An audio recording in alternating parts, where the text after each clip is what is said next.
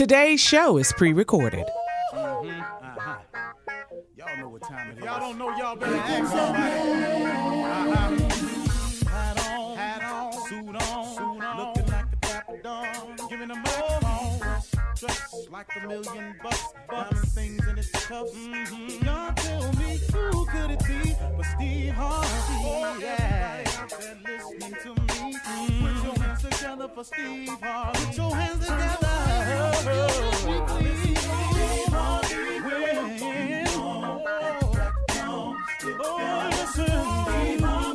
Why don't you join me? Yeah.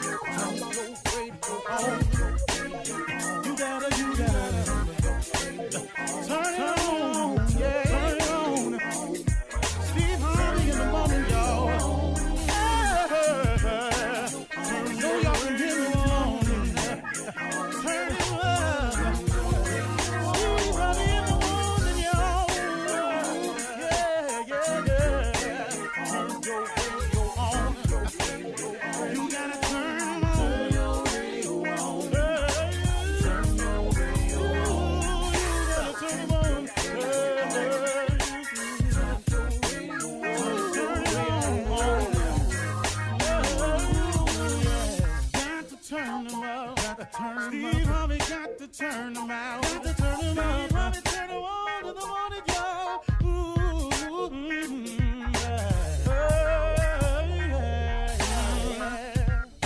Come on, Steve. Come on. Do your thing, Big Daddy. I sure will. Good morning, everybody. You're listening to The Voice. Come on, dig me now. One and only Steve Harvey got a radio show. Man, steady trying to be about the business too, y'all. I'm doing all I can. But you know what's crazy? In the efforts that I make, I can do more.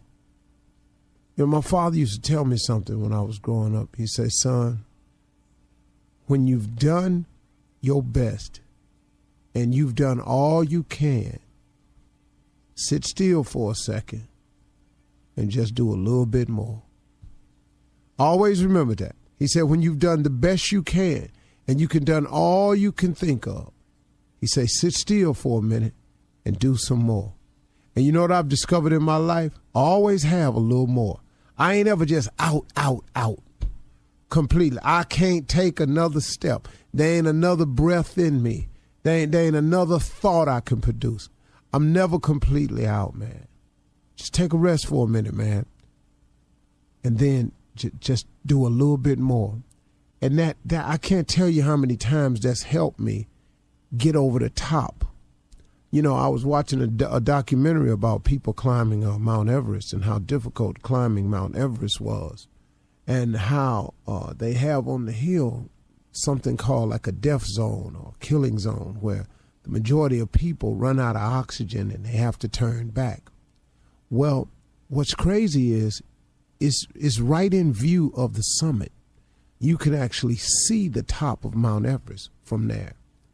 But it's that little bit that's left that's just most difficult. Now, I forgot all the reasons why they said most people don't make it from there and more people have lost their lives in that area. I don't know what it is.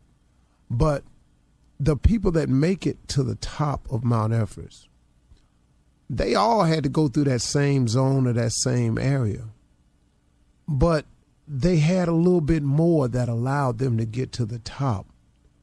You know, a lot of people have had accidents up there trying that, so I'm not even really sure if Mount Everest analogy is a good one. But let's just break it down a little bit more. Let's just talk about life. There's a poem I learned back when I was pledging. It's called Don't Quit.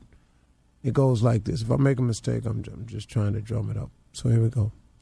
It says, when things go wrong, as they sometimes will, when the road you're trudging seems all uphill, when your funds are low and your debts are high, when you want to smile, but you have to sigh, when cares are pressing you down a bit, Rest if you must, but don't quit. For life is queer with its twists and turns, as every one of us must sometimes learn. And many a fellow has turned about when he might have won had he stuck it out. So don't give up, though the pace seems slow. You may succeed with another blow. Often the goal is nearer than it seems to a faint and a faltering man. And often the struggler has given up when he might have captured the victor's cup. And he learns too late when the night came down how close he was to the golden crown. Success is failure turned inside out. It's your silver tint of your clouds of doubt. And you never can tell how close you are. It may be near when it seems afar. So stick to the fight. When your hardest hit is when things seem worst, that you mustn't quit. I remember it because they had a special method of helping you remember stuff back then, but I remembered it. And that poem right there has kept me. You know, we often talk about scripture and everything, and I don't see how I could live without it. But every now and then, man, somebody has a writing. God puts a writing on somebody's heart that delivers a message, man, that can help people. I use every motivational tool that I possibly can to climb this ladder of success or try to be the best father and the best husband I can be. I've done a lot of changing over the years, and so have you.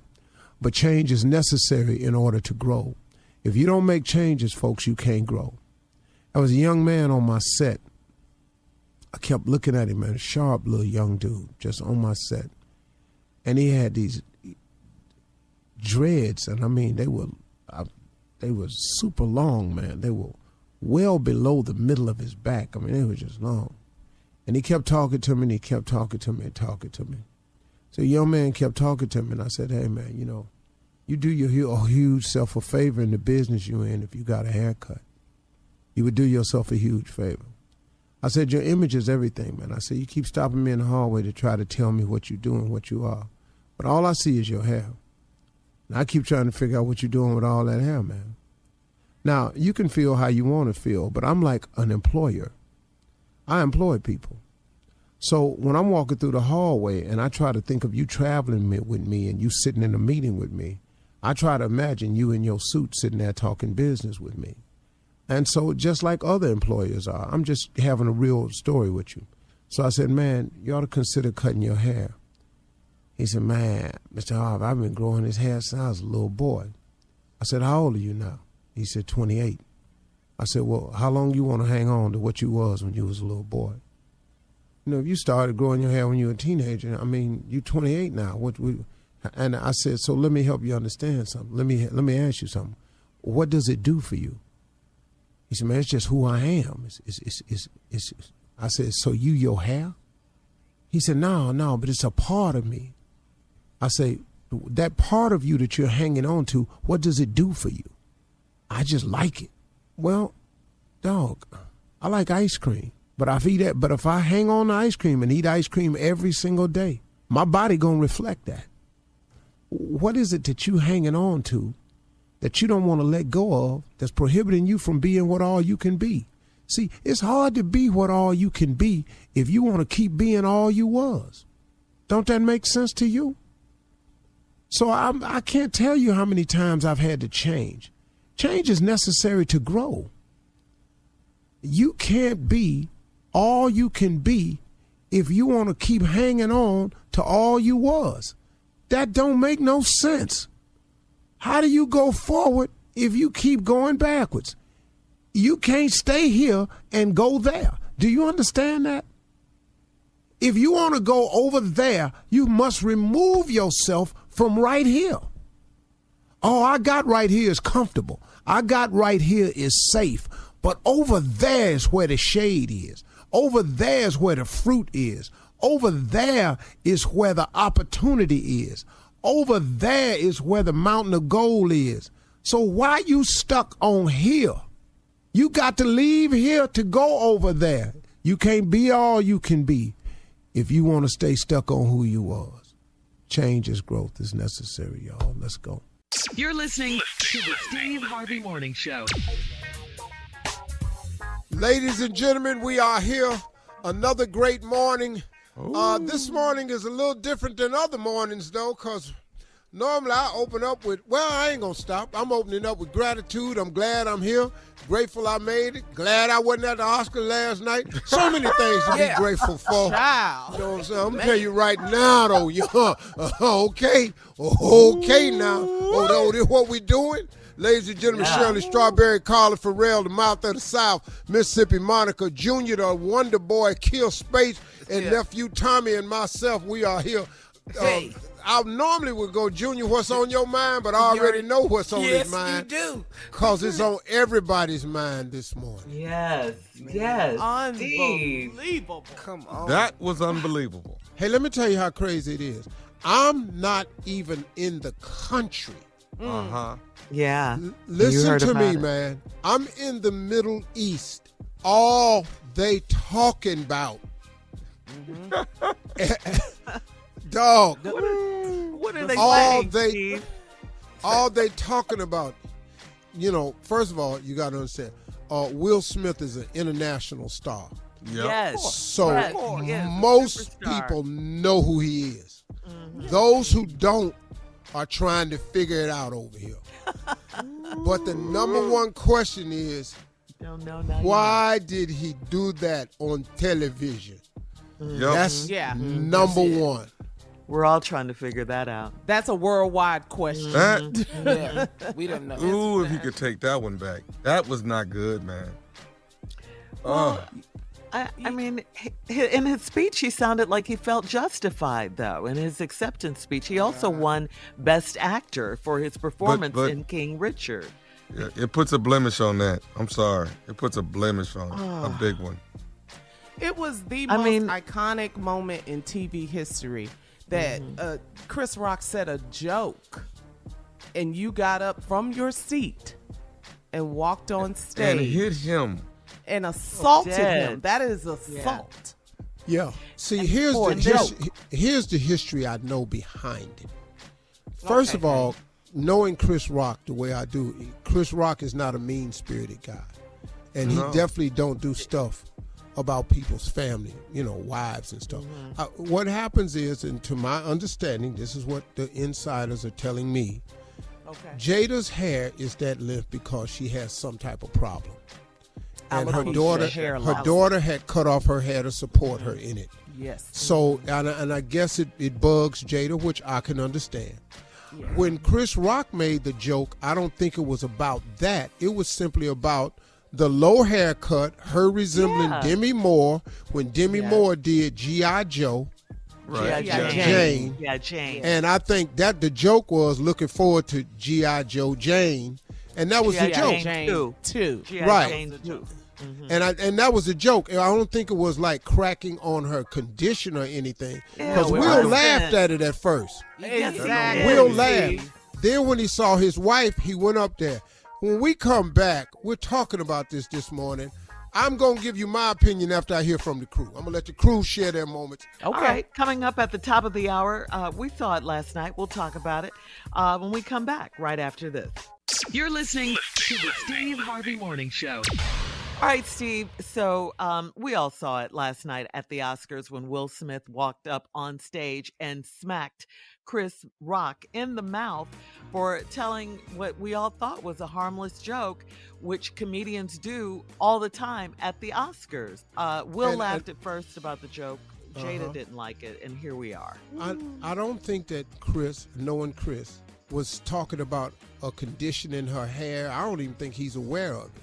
I don't either. I'm just talking about the G.I. Jane joke being she cut her hair off like Demi Moore.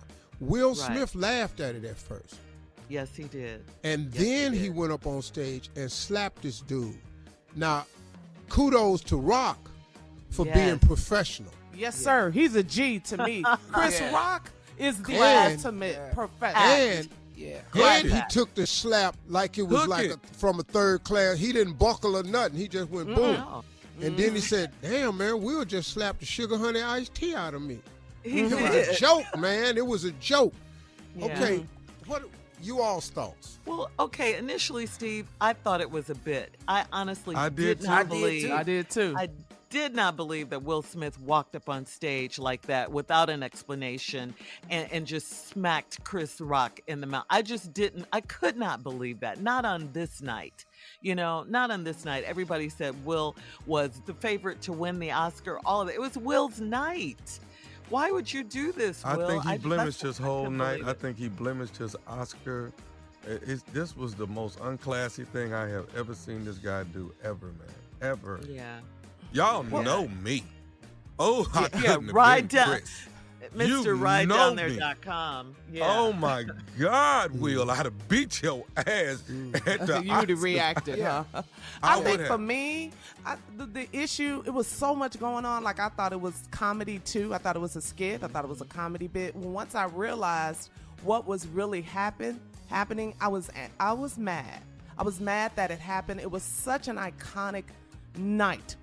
Will Packer Productions, produced by a black man. Beyonce performing, opening up, just how big the night was. And for it to be where you go on stage and assaulted a man for a joke, I just thought he overreacted. You assaulted Chris Rock. Will, come on. This is us. This is our community. That's what kind of hurt me the most, Steve. I'm so surprised he was able to stay there and not be escorted out because of his violent act. It was more than Kanye did at the Grammys with Taylor Swift. It was just beyond. It was way beyond what? That was violent. Kanye. Yeah, it was way beyond that, and we talked about Kanye. We're still talking about it, when it comes up. But this right here, I couldn't believe it. No, I thought it was a skit. I did. I thought I thought it was a bit. They've been doing skits all night long. So I said, okay, well, then here go another one. And we had Will on the show, and he said, we got some surprises. I was like, this can't be one of the surprises. Will Packer, you mean? Will Packer, yeah. Hey, Junior, have you been crying all night over about this whole, about your voice? About the whole thing, big dog. Because your voice, man, did this send you to tears? Because your voice sounds like you've been up all night weeping. But here's another thing.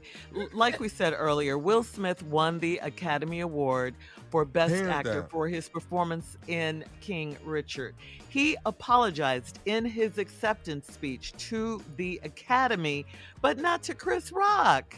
This was your moment to humble yourself and just say, hey, man, I overreacted. Brother, I'm sorry. Whatever. I apologize. Hey, for real. And move on. Yeah, whenever y'all want my opinion, let me know. But let right me now. just say this. Go ahead. Right now. Let me just say this. As a comedian, come on, King. I'm telling you right now, slap one of the kings. Yeah. We going to have to immediately go to commercial break. That's what I'm saying. I'm talking about have one of them. You sure ain't slapping St. Louis. You ain't slapping Chicago, the late, great Bernie Mac. You damn sure ain't slapping Cleveland. So I don't know what you finna do, dog, and you ain't gonna slap Compton. So I'm trying to figure out. But Chris smaller. You know what I mean? Yeah. I could not believe he did it. I have an opinion, but I need some minutes though.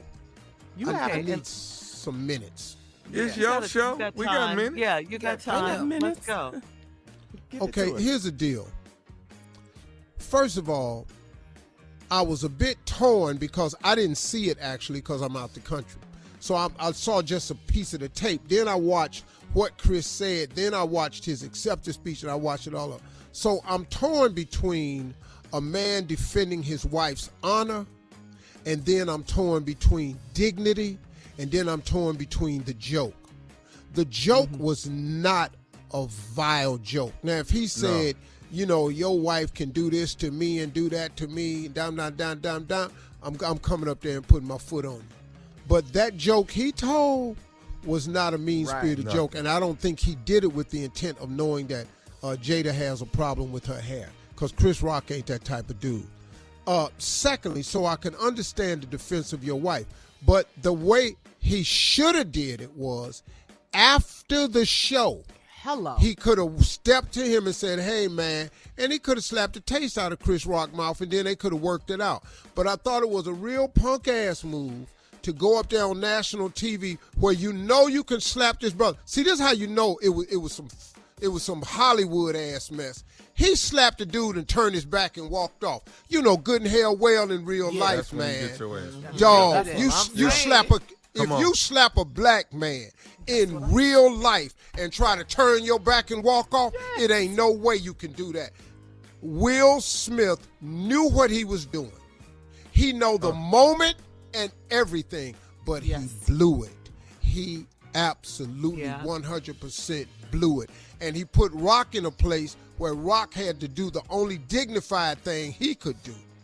Was stand there and took the slap like a man. I got more to say on it. All right, we'll be back with more of Steve's commentary on last night's Oscars and Will Smith slapping Chris Rock. We'll get into that right after this. Jeez. You're listening to the Steve Harvey Morning Show. All right, we all saw it last night. We've been talking about it all morning. Everybody around the world, Steve, you say, is talking about it. You're halfway around the world, and they're talking about it over there. Will Smith is international. It was early morning over here. You know, man, but like I said, here's the thing of it. I understand that defending the honor of your wife. I'm that dude. But you're going to have to do something. He didn't dishonor her. For that. He didn't do that. That joke was not worthy of the reaction. If he was going to have a reaction, I think that Will should have done the man thing, was step to him afterwards in that press room, and if he wanted to slap Chris then, he could have slapped Chris in the press room and seen how it went. But see, Will laughed. But see, he laughed at the joke till he saw Jada's reaction. Now, now, let me tell you something. That's a Hollywood move now. To go up there on national TV, slap another black man, turn around your back and walk off, because you know he can't do nothing. See, I know this. I know he know this, because Will been in Hollywood long enough. So now to turn your back and walk off, you're going to slap the dude and then turn around and walk off. You know in real life that ain't the way this going to go. You already know. But you know that. what, dog? And Rock is a Jersey boy. So no. So, and I didn't think the moment was that. And I think he overreacted, like Carla said. He paid too much into the moment. His acceptance speech, that was raggedy, apologizing to the Academy. But here's what I think is going to happen. When this go down and wake up the right way, there's going to be some type of banning from the Oscars of Will Smith. Yep. Because, look, they took Kanye off the Grammys for saying a racial slur. A racial Trevor slur Noah. about Trevor Noah. They took him off the Grammys. The Oscars is all Hollywood is about. It's their biggest moment.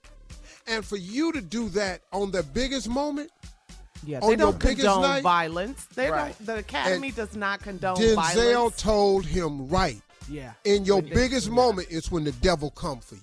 Yeah. You should have handled that totally different, man. He owes Rock an apology. But you know what, Steve? A public apology. Just like you did that publicly. I was waiting for that during his speech last night. I was waiting for him. Let me tell you what I think this Chris, is, brother, y'all. I apologize.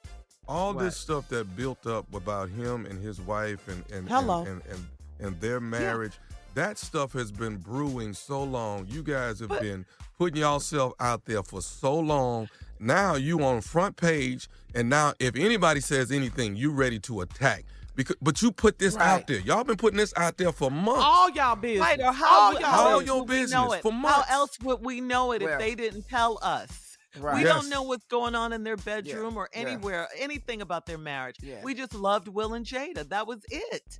Now all this stuff has come out. Let me repeat what Chris Rock said, Steve. Chris Rock said, Jada, I love you. G.I. Jane 2, can't wait to see it. That's all he said. That's what he said. Right. Jada, I love you. No. That's not a slap you in the mouth moment. No. And dog, I know Chris Rock. Chris Rock would never do that to a person's wife. Look, man, me and Chris Rock have had personal moments about this because somebody said something about my wife one time and Chris Rock called me about it. He's not that type of guy. Yeah. He's not. And I heard the joke, and it didn't call for all of that. Will Smith did a Hollywood slap. He showed his ass on national TV when he knew it wasn't going to repercussion. Listen, man, we black men. You know how this go. You slap a black man, dog, anywhere but there. Just slap any black dude and see how it go. Right. You slap a dude that drive Pepsi truck. See how it go. You can slap the dude down at 7-Eleven. See how it go. Slap a black dude in his mouth. Tommy. And you'll see. It's not gonna happen. It's not. That's not. It's not gonna be what we'll think. No. Yeah. Hey, let me explain something to you. I wish you would slap me. I wish you would. And let me tell you something. I might not be able to whoop you, but we damn sure finna find out. Yeah. We finna find We out. got to find know out. something. And see, I can get whooped. I know I can. I ain't what I used to be. But I tell you what I still am, though. I'm that one. Yeah. That I ain't to turn the other cheek, dude. I ain't never been him. I just think Will did a Hollywood moment, man. Yeah. And I think there's going to have to be some repercussions. They got to do something. This is the biggest night in Hollywood. You can't do this to this man. This man, you asked him to come and be a presenter. He wrote a joke which comedians He was invited. Yes, he was invited to be a presenter. And you let somebody walk up on that stage and slap a presenter on national TV. Then you give him now he can keep the Oscar. You ain't got to take the Oscar, all that. I don't care about all that because he did a great job in the movie from what I understand. That ain't what I'm talking about. But he knew who he was slapping and where he was slapping him at. Right. I just hate it, Steve, because this is Will Packer's big night. That's the other thing. He did an excellent job, man. Yes, he did. It was flawless up until that point. Up until the slap, it was flawless, in my opinion. That Will Smith Will Packer and Shayla Cowan did an excellent job on the Oscars. Excellent job. It was flawless up until then. Really. Okay, hey, now listen to this. Listen to this. Okay. I have the official statement from the LAPD. Come on. Yes, we have. It says LAPD investigative entities are aware of an incident between two individuals during the Academy Award program. The incident involved one individual slapping another. The individual involved has declined to file a police report. If the involved party desires a police report at a later date, LAPD will be available to complete an investigative report. Let me explain something to you. Even the NFL, with all the players they got, they have conduct clauses. What's going to happen to Deshaun Watson is simply because of the accusations. They're going to suspend him. They'll suspend you for the behavior. Now, your consequences for your actions and your behavior. Talking about, I want to be an ambassador of that kind of love and care and concern. I want to apologize to the Academy. What? I want to apologize to all of my fellow nominees. Yo, dog. After you apologize to somebody? Chris Rock. That's Dog. who you should have apologized to. I don't think Will Smith understands the ramifications of all of this. He will forever be remembered for this moment right here. Yeah. And it's going to tarnish him in a lot of ways. And it's sad because the dude's career is stellar. Look, they can't take nothing from Big Willie about his acting. He's a bad boy. Can't take nothing from his man. And I get it. But like Tommy said, this is all build up from all this public scrutiny they've been under. But they was the one on Red Table talking about it. Yes. Me personally, I wouldn't sit there and say a We damn didn't even thing. know. Turn that table. We didn't know about the entanglement. How did we know? Y'all How did we told know us this. about August Alsina? How did we know this? The You slap all went to the told wrong person, really. You ain't slapped Misplaced ours. anger. Right. But see, now he didn't get slapped. Yeah. That's all I'm All saying. Yeah. All right. Are we talking about this more? Yeah, I top think of the we hour. are. Yeah, we I think talking about so. it. One more time. I think we are. Coming up at the top of the hour, we'll talk more about this incident at the Oscars last night, right after this. You're listening to the Steve Harvey Morning Show. All right, so Steve, in a nutshell, last night at the 94th Annual Academy Awards, produced by Will Packer and his partner, Shayla Cowan. It was one of the most iconic moments in history. We all saw it. We saw Chris Rock walk on stage, do jokes about acknowledging the mostly mask-free audience before making a reference to Jada Pinkett Smith and saying, "I love you, Jada. Can't wait to see G.I. Jane 2. Take a listen." Jada, I love you. G.I. Jane 2, can't wait to see it. All right?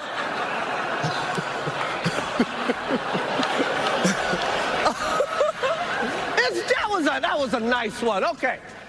I'm out here. Richard. And then it happened. Then he, yeah. Oh, wow. Wow. Will Smith just smacked the out of me. Keep my wife's name out your mouth. Wow, dude. Yes. It was a G.I. Jane jump. Keep my wife's name out your mouth. I'm going to, okay?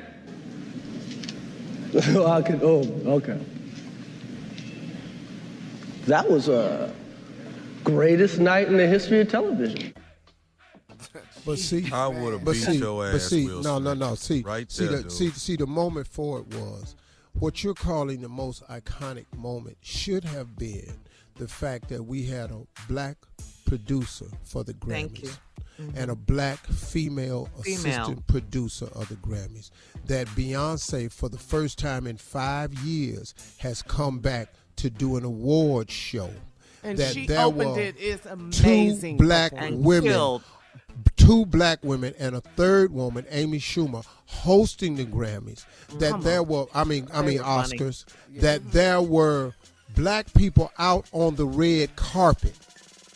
See that. DJ D Nice, DJ.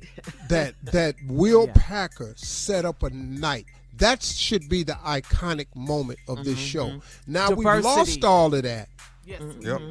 We've lost all of that. Now see, damn diversity. Some black people was allowed for the first time to participate in a way that we've never participated 94 before. years. There ain't no damn diversity. That's some damn black people finally getting to participate in the biggest award show of the night. Now, for it to be marred with this, that's the mistake. And the thing of it is, Will Smith He knows the moment. He knows the grandeur of moments. He has been there before. This dude is Hollywood. Will Smith he ain't no rapper. He ain't from the grit. Will Smith is Hollywood. Why? He Hollywood. Okay, Steve. Why do we always destroy us? Why do we can't have nothing, Tommy. Nothing. We do that to ourselves, man. We can't blame the white man for this. Can't blame the white man. Nothing. This is us. We do this to us. Yeah, we do. It was just. But see, I was shook. Here's the sad part. Me too. Here's the sad part. Come on. We are the only race that's responsible for the actions of one another. See, we shouldn't even have to say, why do we do this to us? Because what that does is that keeps them doing it to us because now we do it to ourselves. That's See, right. We've got to understand what's really at play here. The moment, Big Willie is smart enough to know what this moment is. Now, I got what you're trying to say about God got me defending, my family. Oh, dog, but this wasn't necessary. See, Steve, don't put God in it and then walk up there and do something ungodly. Yes. Will is not a gangster anyway. No, he's not. all. He's not. He's not. He's not a gangster. This is not what you do, Will. This is not what you do. I think Kanye think this was stupid. You know what I'm saying? I think Kanye think this was stupid. And that's pretty bad. Yeah, that's saying a lot right there. Well, let me ask you, Tommy. Do you think it was stupid? This was outstandingly ignorant right here. This right here. He tried to get fancy with the residential expert. Yeah. He said, This was disrespectful, man. Yeah. Steve, I want to go back to what you were saying. You were saying Will knows Hollywood. Will is Hollywood. Will is an international star. To me, isn't that all the more reason for him not to do this? For him not to mess up a moment? Surely, that was the exact reason why he shouldn't have done it. That's what I'm saying. But then at the same time, this was the reason he did it.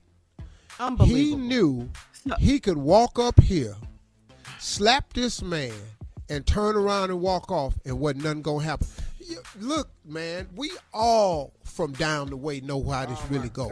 You walk up and slap a black dude, no matter what happened, there got to be something for that. Will knew but the enormity of the moment, which was the mistake he made. And like Denzel told him, in your highest moments is when the devil come for you.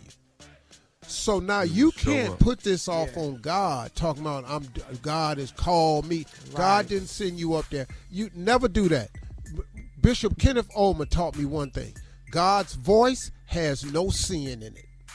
So when you say God called me to do something, and then you walk up there, man, no, dog, come on, man, slow down. Apologize to Chris, Will. I got you apologize to me, but I'm gonna slap you back though. Yeah. No. Yeah. I love Amy Schumer. Okay. All right. We'll have more about the Oscars right after this. You're listening to the Steve Harvey Morning Show. All right, we've been talking about it again all morning. I mean, how could we not? It was such an iconic moment last night at the Oscars when Will Smith walked up on stage and slapped Chris Rock for a joke Chris Rock made about Jada Pinkett Smith being in G.I. Jane 2, the movie. Jada, I love you. Can't wait for G.I. Jane 2 is what Chris Rock said. That was it. That does not warrant that was it. Man. No, yeah. That ain't enough. I'm through. We still wouldn't know who won Best Documentary. And, I'm so I really thought it was a joke. I really thought it was a skit. We all did in the beginning. I just could not believe that Will Smith did that. I could on live TV. I could not believe that he did it. And not with the class. Fact of the matter is, the class we thought Will had. It just don't line up. It does not line up. Man. I still say Chris Rock is a G. He was a professional. Oh, he was a handled the moment, stayed on stage, did the Oscar winner, presented the Oscar to The Roots. It was for Summer of Soul. He was Summer of Soul, yeah. Let me tell you something. Chris Rock is the man to me. You know what? And speaking of Chris Rock, he's going on tour with Kevin Hart. I wonder if he'll put this incident in 30 his, minutes. I know, right? Hey. You think everybody hates Chris. Write about it? Yeah. You think he's going to write about it? Hey, let me explain something to you. Yeah. You're done. He will respect and not mention Jada, because that's not what the joke was about anyway. But Will Smith, though, he can buckle up. It's going to be some brilliantly funny stuff coming out of this. Mm-hmm. I'm just really torn with this whole thing, man. I'm not like really disappointed in Will, because I don't really know him like that. I just know of him like that. But the part that I hate the most of it is he did it in a way where he knew he could get away with it. I'm telling y'all, man. So that's why he know did how it. Bruh, come on, man. He ain't walk nobody else, slap nobody else. Will ain't that dude, man. You ain't been slapping people. That's a damn TV moment. Dog, you done had plenty reason to slap somebody now. Yeah. But but a violent moment? I don't get it. It's not making any sense to me. It just doesn't. Man. Oh, and by the way, Steve, the LAPD released a statement about the assault, and as of now, Chris Rock has not pressed any charges. No, Chris ain't gonna press charges, because Chris that dude. No. But that was assault. He assaulted him. Yeah. I'm gonna tell you right now, though. You heard that slap. Over. You heard it. It ain't over. But hold up. But let me tell you something. You don't have to. You don't have to press charges. You do understand I see what that. you're saying. Yeah. Any district attorney can look at that and bring charges. All right, we'll be back with more of the Steve Harvey Morning Show coming up at 34 minutes after the hour, right after this. You're listening to the Steve Harvey Morning Show. 5 recent surveys have indicated strong support for President Joe Biden's decision to nominate Judge Ketanji Brown Jackson for the Supreme Court seat that retired Justice Stephen Breyer is vacating. According to an average of 5 polls, about 53% of Americans supported Jackson's confirmation, with about 26% of Americans opposed. If Jackson's ratings hold up through her likely confirmation, she would be the most popular nominee to be confirmed since John Roberts in 2005. So, here's what's next for Judge Ketanji Brown Jackson. Democrats hope to consider Jackson's nomination as soon as today, March 28th. But objections from any one committee member could lead to a nomination being held over for a week. And it's a safe bet there will be Republican objections, okay? Jackson's nomination will head next to a vote in the Senate Judiciary Committee that's slated to take place on Monday, April 4th, and she could be confirmed as early as April 8th. And that's what we want to hear. That is good news. Yes. Yes. One person. Yes. Class act she is. And she truly smart. Brilliant. She get in there, though. We got to warn her about Clarence. You know, he ain't good around black women. You don't know how that is. Is Clarence sick or is he hiding? What do you think? Well, I think he's out of the hospital. He's out now, yeah. Yeah, I think he's His out. wife might be hiding. Nah, she might catch a case. Yeah. Leave her. Yeah. Man, that white woman ain't afraid of nothing. Nothing. Ain't nothing gonna happen to her. You don't think he knew? Oh, yeah, I'm pretty sure he knew. Yeah. Come on. Yeah. What'd you say, Steve? Even if he didn't know, what he gonna do? Exactly. Yeah. They're saying he should resign. He should resign or be impeached. One of the two. See, you know, where she holding that, you seen that family picture where they got their dog? No, I haven't seen that. What about it? You ain't seen that picture? The dog is closer than he is.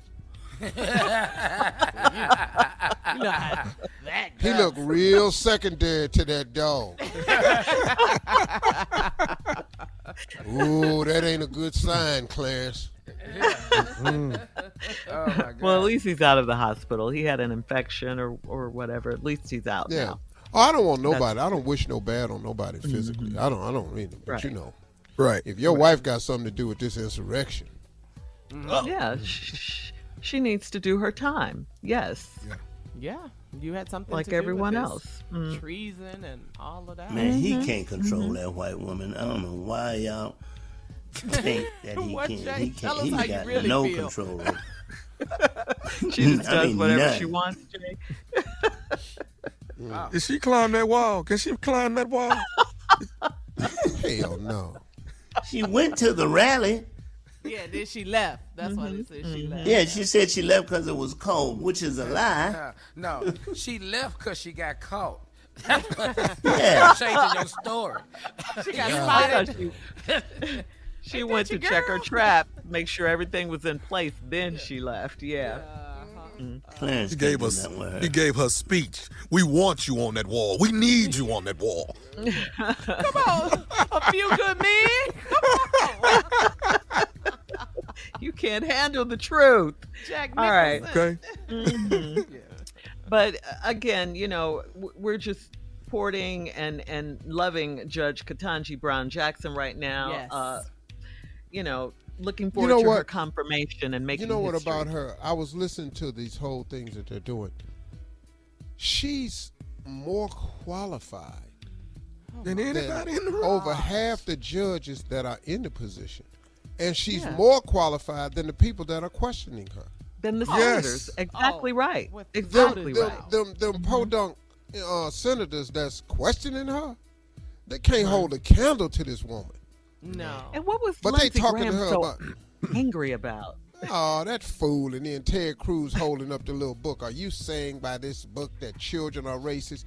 Yes. If your funky mammy and daddy is racist and have taught you the N word and you in elementary school, you're damn right your baby racist. Mr. Sitting over here Cruz. got a little 4-year-old in a Ku Klux Klan robe. The 4-year-old is racist. We got to stop you from using mammy, though. We're going to have to stop you from using Please. All right, coming up next, the nephew with the prank phone call for today, right after this. You're listening to the Steve Harvey Morning Show. Coming up at 4 minutes after the hour, today's Strawberry Letter, okay? And the subject is they want equal treatment. But right now, it is time for the nephew and today's prank phone call. Neff, what you got for us? I don't know. I don't know if I could be stupid this morning. I don't know, y'all. You can. Don't doubt yourself. Believe in yourself. No. Just keep talking. Go ahead. I don't know. I don't know.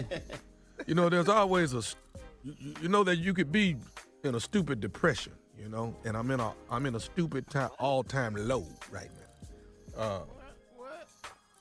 Yeah. Why? I'm just not feeling stupid today. You know? No, it's like But you are, though. You are. You pulling it you off. are. Yeah. Yeah. Okay. It's an involuntary muscle. It just happened for you. Yeah. If you think it's there, I mean, I'm just, I'm a little depressed because I don't feel stupid today. I'm going through it. It happens. But trust. Who you are, though. Who you are. Let me just say this to you, Tommy, as a confidence builder. You've never missed. Yeah. I think you act your absolute stupidest when you don't think you are. Man, that's a boost. That's a pick-me-up. That right there That part, just been the that most part, alarming that part to me. Yeah. See, Yeah. like right You now, think so? right there. See how you questioning it? As stupid as you've been, for you to even question it, that's I see where stupid. you're going with this. Yeah, I see where you're going with this. That's true. Yeah. That's good. I just feel like this morning I have not said nothing stupid that really has registered. You know, I haven't said anything. Right here. that- Are you Well, let listening? me play devil's advocate. You haven't said anything like super intelligent or smart either. So That's for damn yeah, sure. Yeah. right. So What's that? you got to Wait a feel minute. stupid. You have to right now. Oh no, Tommy, I got a word from God. You stupid. My child. The Lord didn't weigh in. You got to believe that. Okay, let's give it a Don't shot. ever doubt yourself, Tommy. You feel Don't ever better doubt now? yourself. Be confident. No, Be not confident yet. in I your just, stupidity. it just ain't, it ain't quite turned over. But it's all right. I'll work with it. This right here is that ain't. Are you sleepy? No, I'm not sleeping. I just don't feel stupid. I just But don't. I agree with you. I agree with you, Steve. The more he talks, the Is more he listening? it comes out. It comes, yeah. Facts. Surely. Yeah. When you say, when one of your lines is, I just don't feel stupid. Yeah. That don't say it all to you right now. Oh, that's not. Everything. Yeah, you I know see what? Steve's point. Yeah, it went over my head the it's first right. time. I ain't missing it right here. Huh? I got Yeah, it. I just- got it. Just keep talking. Keep I'll talking. tell you right now, Tommy. The fact you trying to reach the feeling is stupid. Point. There we go. Man. All right, let's try it. We're gonna try it with a prank. This right here is. Stop now. I'm going through. Oh, you're stupid. This right here is that ain't my brother's baby.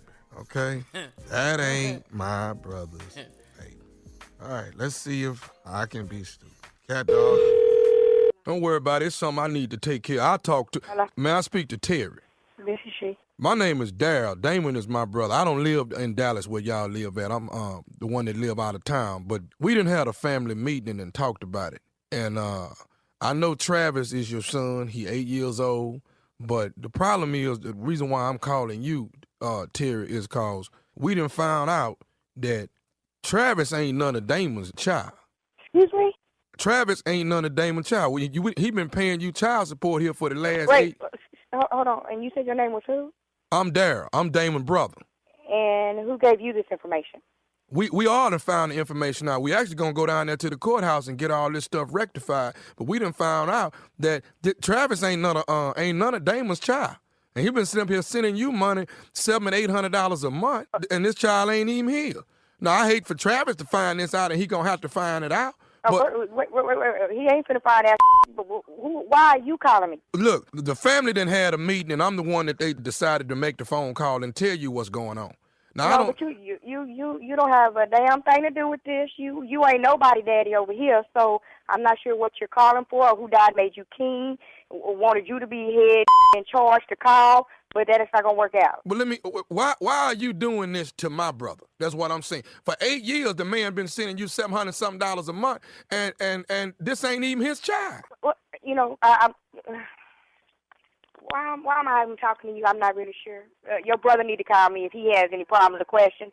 You have a good day.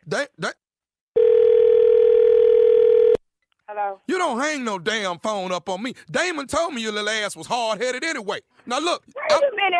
You know what? You got the wrong one, baby. Like, I'm trying to not lose all my religion today, but you about to make me lose it on your. About to make me lose what? You don't know who you with over here. So, like I said before, my son, your nephew that you trying not to claim over there, I don't know why you came from wherever the hell you said you came from to Dallas to try to start some mess? I came from California down here to Dallas, and I'm telling you. You need to take your black on back to California because down here, you don't know me like that. No, I don't know you, but I'm finna know you, and Travis finna know that my brother ain't his daddy. I don't know. You know what? You need to talk to your brother again. That's what you need to do, and you don't need to be talking to me. You finna send us all the money my brother done sent y'all. And when I do, look, when I send all that 8 years worth of money back. You gonna send every dime back because it belonged to my brother. That ain't my brother's child. Now, we ain't got time to be going on no Maury Povich show or nothing to find out who the daddy. You know what? Like I said, you picked the wrong one. It'd be your best bet not to call me anymore. It is a good thing that you call because if you came knocking on my door, you'd have got your whooped today. No, that's my second thing I'm finna do if we can't rectify it over the phone. I don't have a problem coming over there, knocking down some doors and getting some questions answered. Because, damn it, this ain't Damon's baby. Obviously, you must wish it was yours since you're taking so much interest. No, it ain't mine. But it ain't Damon's either. And we got 700. You must not have any and looking for some. But I'm sorry. This one's taken over here, and Damon will continue to pay what he owes. Damon don't owe another. That's what's wrong with you brothers now. You don't want to pay. I'm sorry. He's going to continue to pay, and you can call whoever you want to call and do whatever you want to do. So go back and tell your mama and everybody else who waiting for this meeting to let them know it ain't happening. Look, my mama ain't got nothing to do with it. Mama been. You said your mama and all y'all got together. She the same way. I see where you get it from. You act just like her. Y'all some nosy people. Mind your own damn business. That's a grown man. That ain't. My mama said it from the get-go that it wasn't her. That it wasn't Damon's child. No, that means your mama's a two-faced lie because you ain't what your mama said. You ain't finna sit here and bring my mama up in this. Well, if you know so much, then you better come knock on my door. Come knock on my door if you want to. We done the math. $750 times 12, then times 8 is $72,000. That's how much money my brother done sent you, and that's how much we want back. And I need you to get to working on this money now. Okay. Why don't you come over here and get it? Don't get your whooped today, Terry. Come on over here, and you don't see them get their whooped. You in Dallas. When is I don't care nothing about I'm in no Dallas. This ain't California. So what? I don't even know what the hell. I don't even know why I'm wasting my time talking to you. Like I said, your brother is a weak. If he got to have y'all had a meeting and you got to be the one to call, I'm not really understanding. Look, I got one more thing I need to say to you. Is you listening to me? You know, you getting on my damn nerves. That's what you're doing. You respect me. Are you listening to me? You what? This is Nephew Tommy from the Steve Harvey Morning Show. You just got pranked. Oh my. You just got pranked by your sister Tanya, baby. You know what? She say, talk to her about her baby daddy and that baby. Yeah, I don't play with the children. Oh, my God. I'm so embarrassed. All right, let me ask you this. What is the baddest? I'm talking about the baddest radio show in the land. The Steve Harvey Morning Show. I feel my stupid coming back. Oh, I feel my stupid coming back. I think you got it. I think you got it. Yeah. It never left. All right. Thank you, nephew. Coming up next, the Strawberry Letter subject. They want equal treatment. We'll get into it right after this. You're listening to the Steve Harvey Morning Show.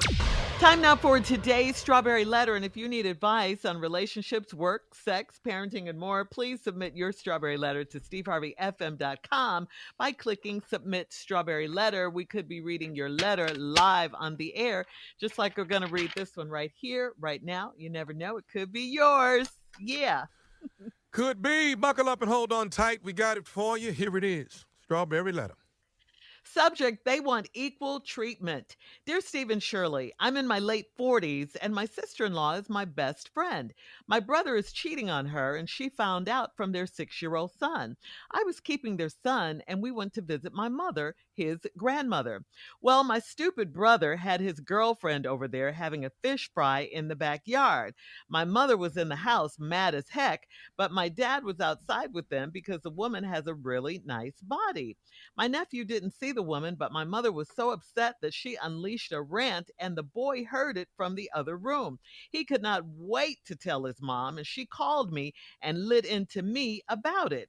I told her that I was clueless and she didn't believe me. My brother blames me for bringing his son over to our parents' home. My brother ended up moving in with my parents temporarily and continued to date this side chick, even though he was trying to work things out with his wife. I am stuck in the middle because he has me counseling the side chick, begging her to be patient while he figures out how to leave his wife. He's not leaving his wife, and I want to tell his side chick that, but that would be even messier. The side chick wants equal treatment as his wife. His wife wants it all if he wants to go back home. She wants a new ring and a recommitment ceremony with a big fancy honeymoon. The side chick said if she's going to stay with him, she wants a commitment ring and a big vacation to a romantic island to prove he's all hers. I told him he's in way too deep and he needs to get his affairs in order. I've been living with this guilt for almost a year. My therapist said I should come clean and be honest with both women. Should I do this to my brother? Okay, no, don't do this to your brother, okay? But you got to look at what it's doing to you. And way more importantly, you can't do this to yourself. You just can't. You got to get out of the middle of this. This is a mess, and this has nothing to do with you. You're not cheating on anyone. You innocently took your nephew to see his grandparents, and now you're getting it from all sides. Your brother's mad at you, your bestie's mad at you, and the side chick even has something to say. And she shouldn't have anything to say about any of this. It's amazing to me, though, that a six-year-old little boy couldn't wait to tell his mom about the side chick. I mean, he must be really advanced because when we were kids, we constantly heard the phrase, stay out of grown folks' business. But his mom probably put him up to it. I don't know. Listen, you've got to start blaming yourself in all of this and stop letting your brother punk you. And his side chick and his wife, your bestie, they're all using you. You got to stand up for yourself. Tell them all to kiss your behind. You had a choice. Kiss your behind. Tell them to work it out, and tell them to leave you out of it. You could tell them one of those or all of those. All it is misplaced anger on the wife's part, and trying to place blame on the brother's part, and trying to get something out of it on the side chick's part. I mean, your brother's mad at you, yet he's the one cheating. Your best friend is mad at you, although it's her husband that's at fault here. I mean, I think you should get you some business immediately, because clearly you have none, because you're in this. You got to stop feeling guilty and thinking you caused this and get on with your life. I mean, you've been going through this for a whole year now, feeling guilty. You're the one that needs the getaway. They need to all pay for your trip, not them. They don't need to go anywhere. And as far as your therapist goes, fire him, whichever. You're the one that gave you this bad advice about coming clean. Steve? Excellent response. I think what you said is spot on. I agree 1,000% with everything you've said. I can't really add nothing to this except a very unique perspective, because there's some lies being told in here. Yes. And that's where I come in. I love it. Now, this woman that wrote the letters is writing because she's stuck in the middle, obviously. I'm in my late 40s, and my sister-in-law is my best friend. Okay, there you go. My brother's cheating on her, and she found out from their 6-year-old son. So the aunt was keeping her nephew, which is the 6-year-old. Went by to visit her mother with her nephew, which is the mother's grandson. Your dumbass brother had his girlfriend over his mom and daddy house having a fish fry in the backyard. My mother was in the house mad as heck, as most women would be, but my dad was outside with him because the woman had a really nice body. I don't know if that's the reason. I think the daddy was out there because, well, the daddy was just being the daddy. See, the problem in this letter is Now, you say your nephew didn't see the woman, but your mother was upset and was ranting, and the boy overheard in the other room, and he couldn't wait to go tell his mom, and she called me and lit into you about it, and I told her you was clueless, and she didn't believe me. Well, why would you take the boy, the nephew, over to your mother's house if you knew your brother was over there with another woman? There's no way you would have done that. Because you're a nice aunt, you wouldn't have done that to the boy. But your dumbass brother over there, you know what the problem with your brother is? He got too much support for his BS. That's what's wrong. And when we come back, I'll explain it to you. All right, we'll have part 2 of Steve's response coming up at 23 minutes after the hour. Thank you, Steve. Subject of today's Strawberry Letter, they want equal treatment. We'll get back into it right after this. You're listening to the Steve Harvey Morning Show. All right, come on, Steve. Let's recap today's Strawberry Letter and finish up with your response. The subject, they want equal treatment. Yeah, you know, this is kind of crazy. This woman got a brother that's cheating, and she was keeping the brother's son, who is her nephew. Her best friend is her brother's wife, which is her sister-in-law. She go over to the house. Her brother got a chick over there having a fish fry in the mom and daddy backyard. That's ignorant to begin with. Now, the mama in the house mad as heck, but you say your daddy was outside with him because the woman got a really nice body. My nephew didn't see the woman, but your mama was so upset she unleashed a wrench. The little boy heard it. He couldn't wait to go back home and tell his mama. Your girlfriend, who is your best friend, the sister-in-law to your brother's wife, who is your sister-in-law and your best friend, lit into you because she thought you was in on it. You told her you was clueless and she didn't believe me. I said before, why would you take the boy over to the house and expose your nephew to some garbage? You had no idea he was over here. And you didn't take the boy in the backyard. He just overheard the grandmother talking. So now what didn't happen because of this? Your brother that ended up moving in with your parents, because he done got put out. And he's continued to date the side chick with the banging body, even though he trying to work things out with his wife. Now you say you stuck in the middle because he got you counseling the side chick, begging her to be patient while he figure out how to leave his wife.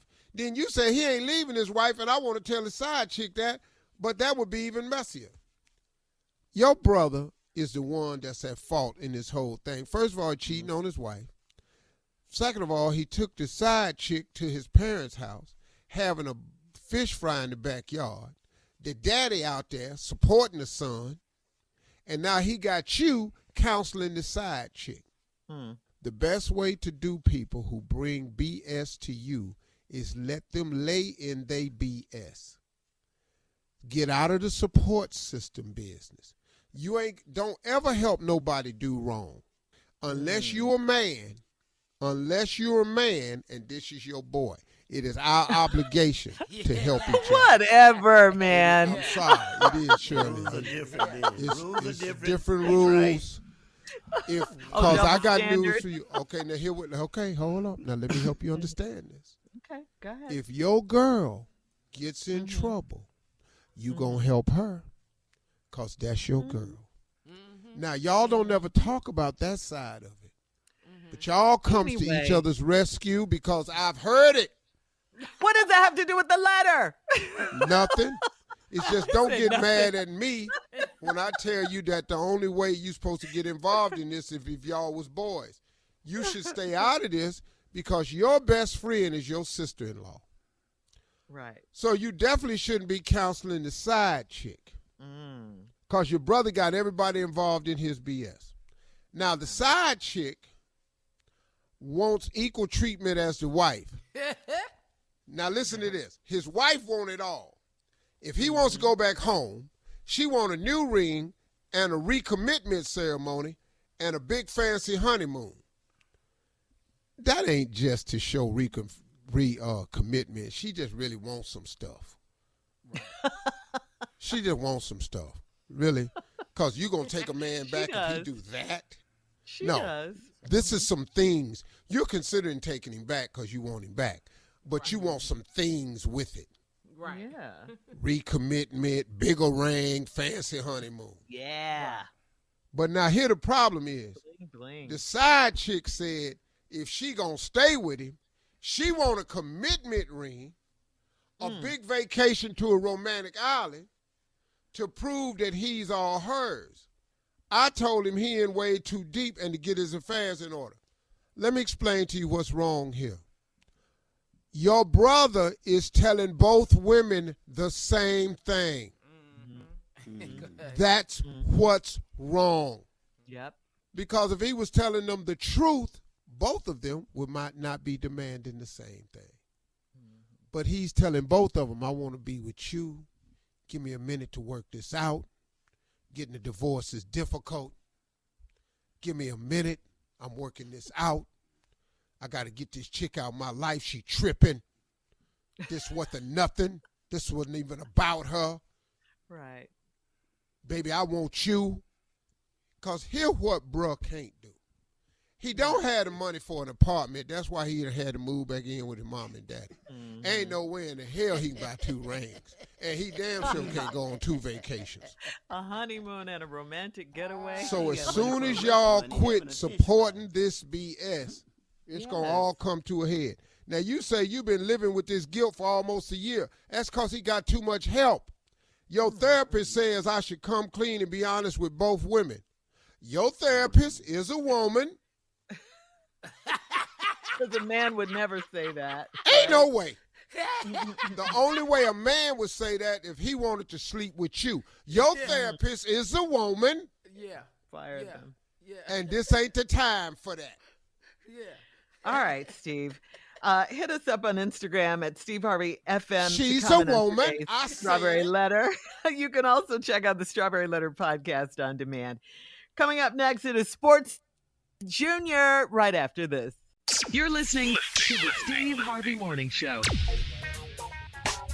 All right, so Steve, in a nutshell, last night at the 94th Annual Academy Awards, produced by Will Packer and his partner, Shayla Cowan. It was one of the most iconic moments in history.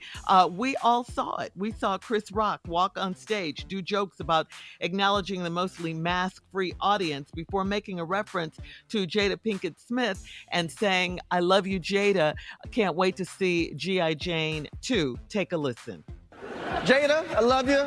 G.I. Jane 2, can't wait to see it. All right?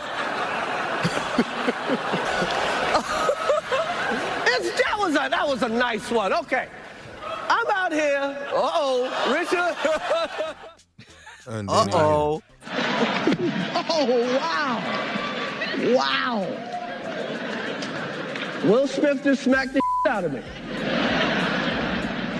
Keep my wife's name out your mouth. Wow, dude. Yes. It was a G.I. Jane jump. Keep my wife's name out your mouth. I'm going to, okay? Okay. That was a greatest night in the history of television. But see, I would have beat your ass. But see, Will no. Smith. See, right see, there, the moment for it was what you're calling the most iconic moment should have been the fact that we had a black producer for the Grammys. Thank you. And a black female assistant producer of the Grammys. That Beyonce, for the first time in 5 years, has come back to do an award show. And that she there opened were it. It's amazing. 2 black women. Killed. 2 black women and a third woman, Amy Schumer, hosting the Grammys. That there were, Oscars. Yeah. That there were black people out on the red carpet. See, that DJ D Nice, DJ. that Will Packer set up a night. That should be the iconic moment of this show. Now we've lost all of that. Yes. We've lost all of that. Now see, damn diversity. some black people was allowed for the first time to participate in a way that we've never participated before. Years. There ain't no damn diversity. That's some damn black people finally getting to participate in the biggest award show of the night. Now, for it to be marred with this, that's the mistake. And the thing of it is, Will Smith He knows the moment. He knows the grandeur of moments. He has been there before. This dude is Hollywood. Will Smith ain't no rapper. He ain't from the grit. Will Smith is Hollywood. Why? He Hollywood. Okay, Steve. Why do we always destroy us? Why do we can't have nothing, Tommy. Nothing. We do that to ourselves, man. We can't blame the white man for this. Can't blame the white man. Nothing. This is us. We do this to us. Yeah, we do. It was just. But see, I was shook. Here's the sad part. Me too. Here's the sad part. Come on. We are the only race that's responsible for the actions of one another. See, we shouldn't even have to say, why do we do this to us? Because what that does is that keeps them doing it to us, because now we do it to ourselves. That's See, right. We've got to understand what's really at play here. The moment, Big Willie is smart enough to know what this moment is. Now, I got what you're trying to say about God got me defending, my family. Oh, dog, but this wasn't necessary. See, Steve, don't put God in it and then walk up there and do something ungodly. Yes. Will is not a gangster anyway. No, he's not. He's not. He's not. Slow down. Apologize to Chris, Will. I got it. You apologize to me, but I'm gonna slap you back though. Yeah. I loved Amy Schumer. Okay. All right. We'll have more about the Oscars right after this. You're listening to the Steve Harvey Morning Show. Last night at the 94th Annual Academy Awards, we saw Chris Rock walk on stage, do jokes about acknowledging the mostly mask-free audience before making a reference to Jada Pinkett Smith and saying, "I love you, Jada. Can't wait to see G.I. Jane 2." Steve, I want to go back to what you were saying. You were saying Will knows Hollywood. Will is Hollywood. Will is an international star. To me, isn't that all the more reason for him not to do this? For him not to mess up a moment? Surely. That was the exact reason why he shouldn't have done it. That's what I'm saying. But then at the same time, this was the reason he did it. Unbelievable. He knew he could walk up here, slap this man, and turn around and walk off, and wasn't nothing going to happen. Look, man, we all from down the way know how this really goes. You walk up and slap a black dude, no matter what happened, there got to be something for that. Will knew that, but the enormity of the moment, which was the mistake he made. And like Denzel told him, in your highest moments is when the devil come for you. So now you can't put this off on God, talking about God has called me. Right. God didn't send you up there. You never do that. Bishop Kenneth Oldman taught me one thing. God's voice has no sin in it. So when you say God called me to do something, and then you walk up there, man, no, dog, come on, man. All right, we'll have more right after this. You're listening to the Steve Harvey Morning Show. Time now for a game of Would You Rather. Would you rather, think about this one, guys, would you rather be a middle-class white woman or a rich black man? A rich black man. Rich black man. B. Yeah. Steve said, I just want to stay me. I want to stay black. I just want to stay me. A rich black man. Yeah. I don't know though. Membership has its privileges. These white That's the point of the Would You Rather. Yeah. They got it made. Y'all had it. I missed it. You didn't? Okay. Would you rather be a middle-class white woman, or a rich black man, which you already are? Middle-class white woman or rich black man? Why the hell would I want to be a middle? Privilege. Privilege. Not finna be they no can do white anything, say anything. Get I don't give a damn what they get to do. Okay. All right. I'll be a rich black man and just say it anyway and just suffer the consequence. That's pretty much what I've done anyway. So. Yeah, you're going to stay you. You just stay you. Mm-hmm. Right. All right. Would you rather eat free at Chili's for 1 year or no eating out for a whole year? Free at Chili's for 1 year. No, or just no eating out for a year. Yeah. I'm eating in. I'm not gonna do Chili for a year. I'm gonna die at that point. I had a lot of experience with that 2 for $20. I'm going with Chili's. baby back ribs. I've had a lot of dates at this place. I'm good at it. That country fried steak, got it. I know exactly what it is. Stephen J. That sizzling plate, Junior. Yeah. Fajitas. I haven't been to Chili's enough times in my life to even know. So, I mean, I haven't been to Chili's. Yeah. So you're going to, as much as you love having dinner out, though, Steve, so you're going to stay in for a year? No eating out? So the choice is to eat out only at Chili's for a year or stay in and eat for a year? Yeah. That's it. You got it. No, I'm going to stay in. You know how many pictures I'm going to have to take at Chili's? It's about the food or the... I don't give a damn about the food. It ain't but 2 Chili's. And Steve coming tonight. Yeah. Man, hell no. Every night. That's funny, Steve. You know this where Steve eat. All right, one last one. Oh, let's see if we can get to this one. Tell your mate how you really feel. Would you rather tell your mate how you really feel or cry when she's mad at you? B. Still B? Cry my behind. Hell, I can say what I really feel. Because if I do, she gonna be crying. We both gonna be crying. Right. Well, both of us will be crying then. All right. Coming up, thank you guys. That was Would You Rather for today. Coming up, it is our last break of the day, and we'll be back It to is the close last out break the of the day. Oh, yes. And we'll have some closing remarks from the one and only Steve Harvey right after this. You're listening to the Steve Harvey Morning Show.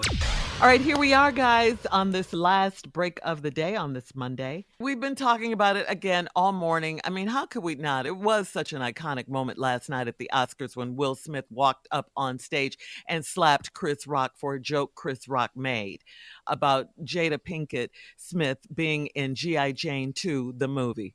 That was it. That ain't enough. I'm just really torn with this whole thing, man. I'm not like really disappointed in Will because I don't really know him like that. I just know of him like that. But the part that I hate the most of it is he did it in a way where he knew he could get away with it. I'm telling y'all, man. So that's why he know how to. Bruh, come on, man. He ain't walk nobody else, slap nobody else. Will ain't that dude, man. You ain't been slapping people. That's a damn TV moment. Dog, you done had plenty of reason to slap somebody now. Yeah. In closing, I wanted to talk about being motivational and becoming motivated. I spend a lot of time. I search Instagram for motivational things to capture my attention. Of course, you gotta weed through some of the garbage that's on there, but I spend most of my time looking for motivational stuff. And I'm online, YouTube, looking up motivational speakers and stuff because I enjoy hearing other people's takes. My two of my favorite people is Bishop T.D. Jakes and Joel Osteen. Those are two of my favorites. But I'm going to tell you something, though, man. When I look online and I'm scrolling through Instagram, you know who really, really strikes me? It's two people. It's a man and a woman. Coach Stormy. Coach Stormy, I see her on Instagram a lot. And she's a former dancer who has turned her life completely around and really, really gotten into the motivational thing and has really helped a lot of people.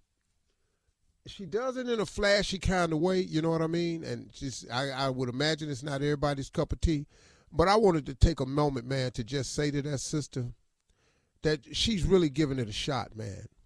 And when you hear her story and where she comes from, see, you have to understand a person's journey to even understand their story. And because their story is not similar to the story you hear from other people, is because the journey to where they got to is not that of other people. And a lot of people I may not be some people's cup of tea. She may not be your cup of tea, but she's affecting some lives out there. And I just wanted to say that I recognize that. You know, whether you think of great as a person or not, that's your thing. It's like this. I've learned a lot from former inmates. But people get hung up on the fact that they were an inmate. So, Steve, how you listening? Well, because I'm looking at somebody who overcame. I'm looking at somebody who found a way to turn their life around and get it right. You know what I mean? And once again, maybe not your cup of tea, but I don't really look at stuff like that because I've learned in my life not to judge people. Because while you judging and everything, remember you got a story too, and you got a history and a past that everybody don't know about. Now, just because everybody don't know your history or your past don't mean you ain't got one. So while you snubbing and turning your nose up at somebody's story, hey, suppose we knew your whole story. Suppose we knew the truth about you. So I'm okay when people expose themselves and become transparent and tell you the way they got to where they are. I'm okay with that, but I just wanted to say that about that sister, man. I think she's effective. I think she's helping a lot of people with her story. Now, you know, she ain't Oprah. I got that. But then let me ask you a question. Who is? She ain't Tyler, but who is? She ain't Michelle Obama, but who is? She one of a kind, just like those people are one of a kind. Also, I want to take my hat off to Eric Thomas, man. Eric Thomas, the hip-hop preacher, that boy right there, man, I'm telling you, man, when I really want to find something, I don't know nobody that's more passionate about being a motivational speaker than Eric Thomas. Let me tell you something, man. I listen to everybody. I listen to John Maxwell. I've listened to Tony Robbins. I've listened to a lot of speakers, man. I have yet to see the orator that Eric Thomas is. He's passionate. I was reading in the comments one time, this lady, I could tell who she was. Why is he so angry? That ain't anger. That's passion. How can you do that? I get accused of that sometimes. Mr. Harvey, why you so angry? I ain't angry. I'm passionate. But that dude as a motivational speaker, Eric Thomas, that dude right there is on point. And I'm saying that to you to say this. Instead of spending your time going down to see what's on TMZ, take half of that time and start putting it into motivational speakers and just hearing what people's theories are. I've learned a lot from people, man, by just hearing their little thoughts. I get thought starters from people all the time.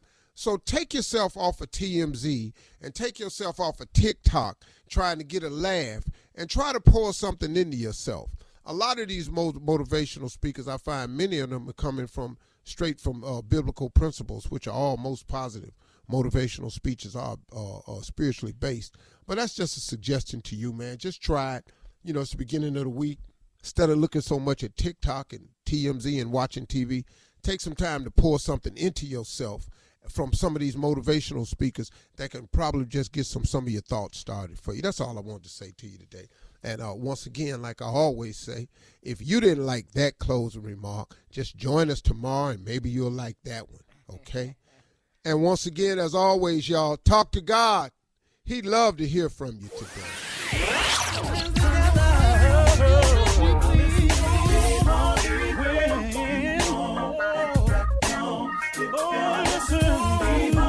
For all Steve Harvey contests, no purchase necessary, void where prohibited. Participants must be legal U.S. residents at least 18 years old unless otherwise stated. For complete contest rules, visit SteveHarveyFM.com. You're listening to the Steve Harvey Morning Show.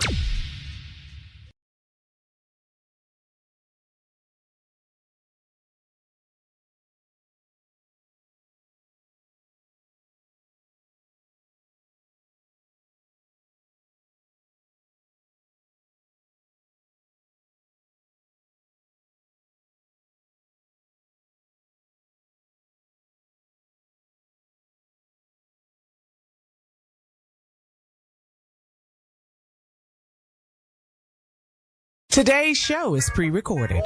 Y'all know what time it is. Y'all don't know, y'all better ask somebody. Hat on, suit on, looking like a dapper dog, giving them all. Dressed like $1 million bucks, things in its cuffs. Y'all tell me who could it be but Steve Harvey? Oh yeah, and listening to me. Put your hands together for Steve Harvey. Put your hands together.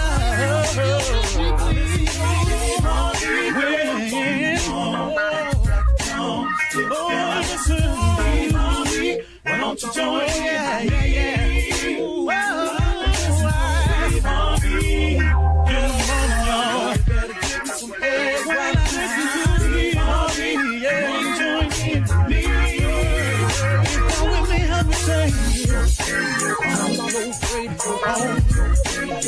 You gotta turn it on, Steve Harvey in the morning, y'all. Turn it on.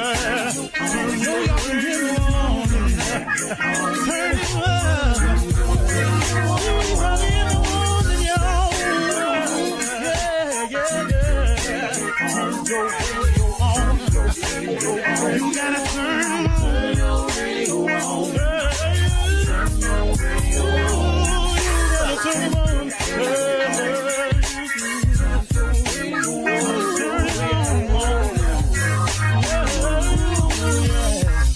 Turn them out. Steve Harvey got to turn them out. Steve Harvey turn them on to the morning, y'all.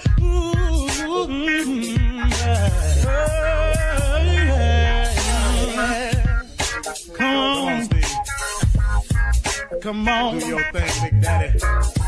I sure will. Good morning, everybody. You're listening to The Voice. Come on, dig me now. One and only, Steve Harvey got a radio show. Oh, man.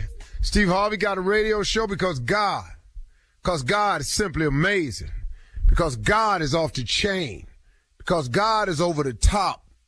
Because God is all that in a bag of chips. God is amazing, man. God will take you places that you never, ever thought you would go.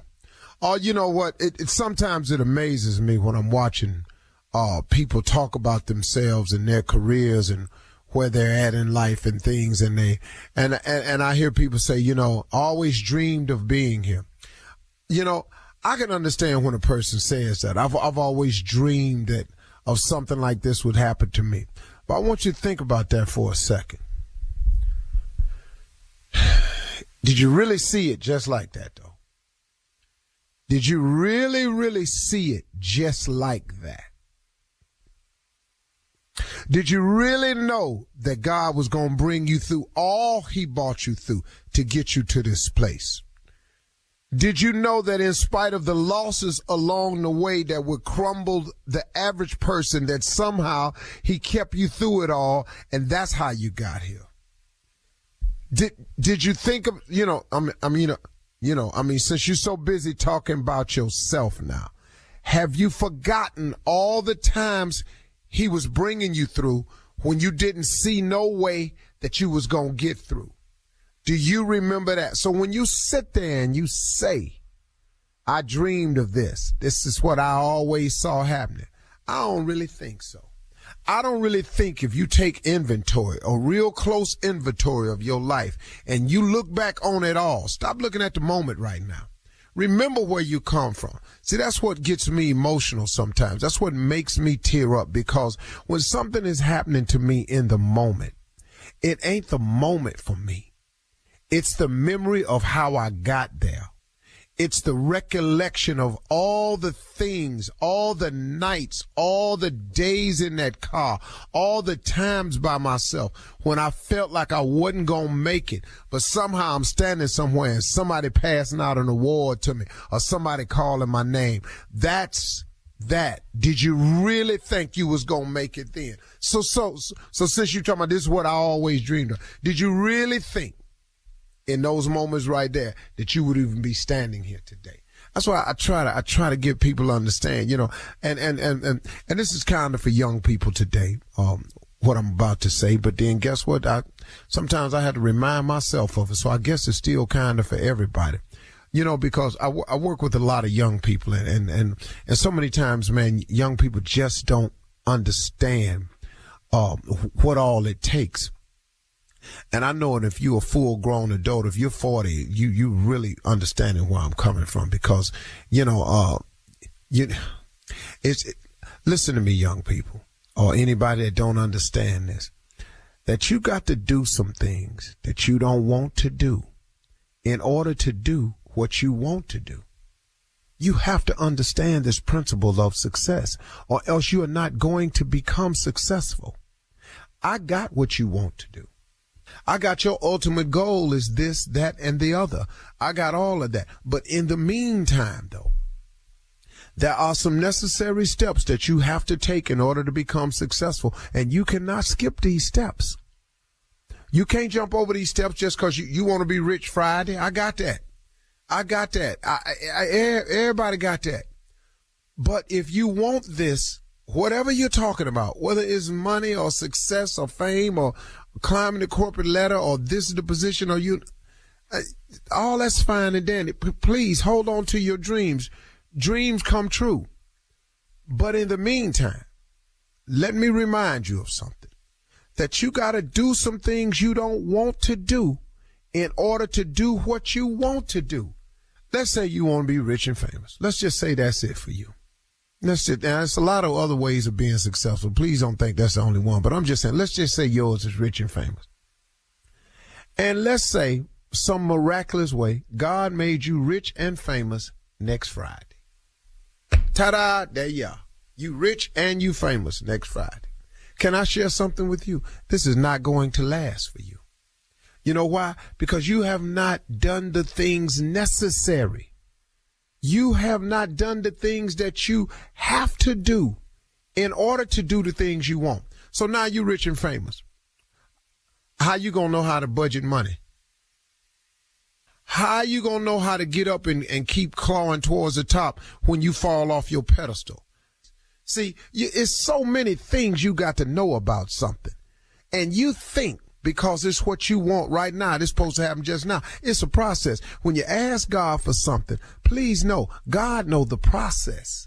He knows the necessary steps to take you through. Don't lose your patience with God because your dreams ain't coming true right now. Man, I think the best way, y'all, is for me, I just use myself as an example. I really do understand why God has given me the life he's given me so far. I understand the being homeless part now.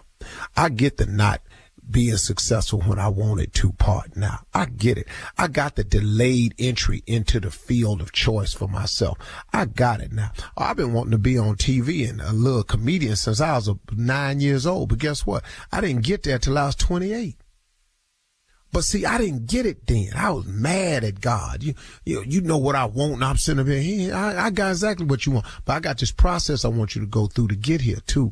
Because, see, I'm finna take you somewhere you don't know nothing about. One day you're going to have a radio show with your little stupid behind. You don't know this yet. I'm going to bless you with a radio show. You don't even know it. That's why I say every morning, Steve Harvey got a radio show. Because, see, I didn't see this one coming. But, see, God had a plan for me. It was in the blueprint of my life. So God said, what I'm going to do is I'm going to make your life a little rough for you. I'm going to toss you up a little bit. I'm gonna let you make some of these stupid decisions you want to make, and I'm gonna make you learn from them. I'm gonna let you be homeless for a little while. I'm gonna let you not get into your field of choice until you're 28. I'm gonna have people talking about if we had only seen him when he was younger. I ain't gonna let you get your first car in your name till you're 38. I'm gonna make you go through some things because one day I'm gonna put a microphone in front of your mouth and I want you to honor me. I want you to talk about me. I want you to tell people what I brought you through. I want you to give people inspirational moments where they can see that your life was jacked up for a minute and I turned your life around for you. That's God dealing with me. See, so now I finally understand why I went through the life I went through, so I could have something to say. See, I ain't over here telling you about what I think will happen. I'm telling you what I know can happen, that God does make dreams come true. But sometimes it take a minute. Sometimes you're going to have to do some things you don't want to do in order to do what you want to do. All right? I'll let you. I'm going to be tripping today. You're listening to the Steve Harvey Morning Show. Ladies and gentlemen, it is time again to start it off. You know what? You can't start this day without being grateful. You really need to say thank you, because he did it again. He did it again. Absolutely the only one that can do it. He's given us a new day, a new opportunity, another shot at it. I'm going to take full advantage of mine. I will do something today to move myself towards happiness or success. Those are the two things I'm focused on, happiness and success. Now, notice I didn't say nothing about money, because you can find happiness and success without that. But that should be your goal today, happiness and success. Thank you, Lord, for waking me up this morning. Everybody else that's listening to the Steve Harvey Morning Show. Shirley Strawberry, Carla Frill, Mississippi Monica, Junior, and the legend that is Nephew Tommy. Yeah. Junior, what's on your mind today? That's odd you would say that. Success, happiness and success. How do you find success without money? How do you figure that? Well, you got success. I've had a lot of success without money, because once you start the process to becoming successful, that's a huge jump right there. Do you know what stops most people from becoming successful is they never start. If you can just begin the journey today, success has already begun for you.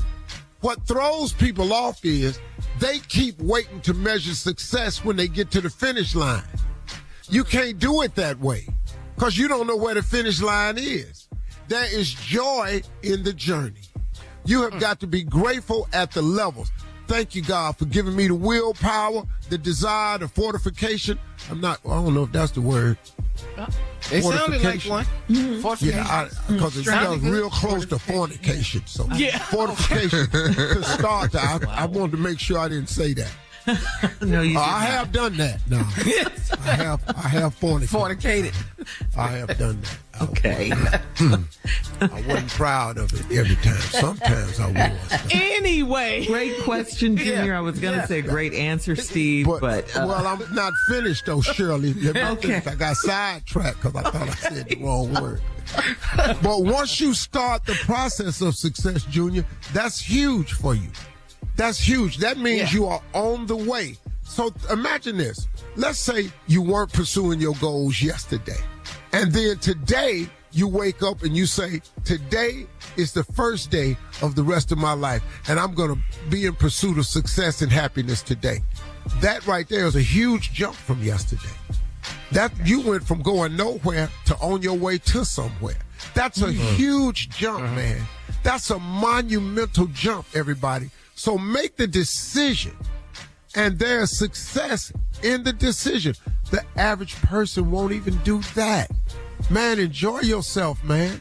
And every day you wake up that he gives us a new day, another shot at it, another step towards the goal, that is success. Oh, my God. That's a beautiful answer, Steve, for real. I love that. My Lord. That was great. My Lord. Seriously. I'm going to buy you a heating pad for Christmas, Junior. All right. Coming up at 32 minutes after the hour, we will hear from the nephew with Run That Prank Back right after this. You're listening to the Steve Harvey Morning Show. It is time now for the nephew to run that prank back. What you got for us, Neff? We're going to be as ignorant as we was yesterday. All right. No sense in changing things up. Let's keep it stupid up in here. This is Auntie Deborah K's hair. All right, Auntie Deborah K's hair. We're not going to have no problem with my auntie. You understand that? Let's go, cat dog. This is Auntie Deborah K's hair. Cat dog, if you would. Hello? May I speak to This? Let me tell you something to you. My name is Wayne. You did my auntie's hair yesterday, and now I don't know what you did. I don't know what kind of glue you'd use with weaves or whatever, but my auntie hair and fell out in church today. Well, I don't even use glue, so I don't even know why you coming at me on the side tip anyway about your auntie. My auntie is your auntie. My auntie is Deborah, and her hair fell off. No, Deborah. I don't do no Deborah hair. You talking about I use glue? I don't use glue. I've been sewing hair since 1982. You coming at me with some glue? I don't do no glue.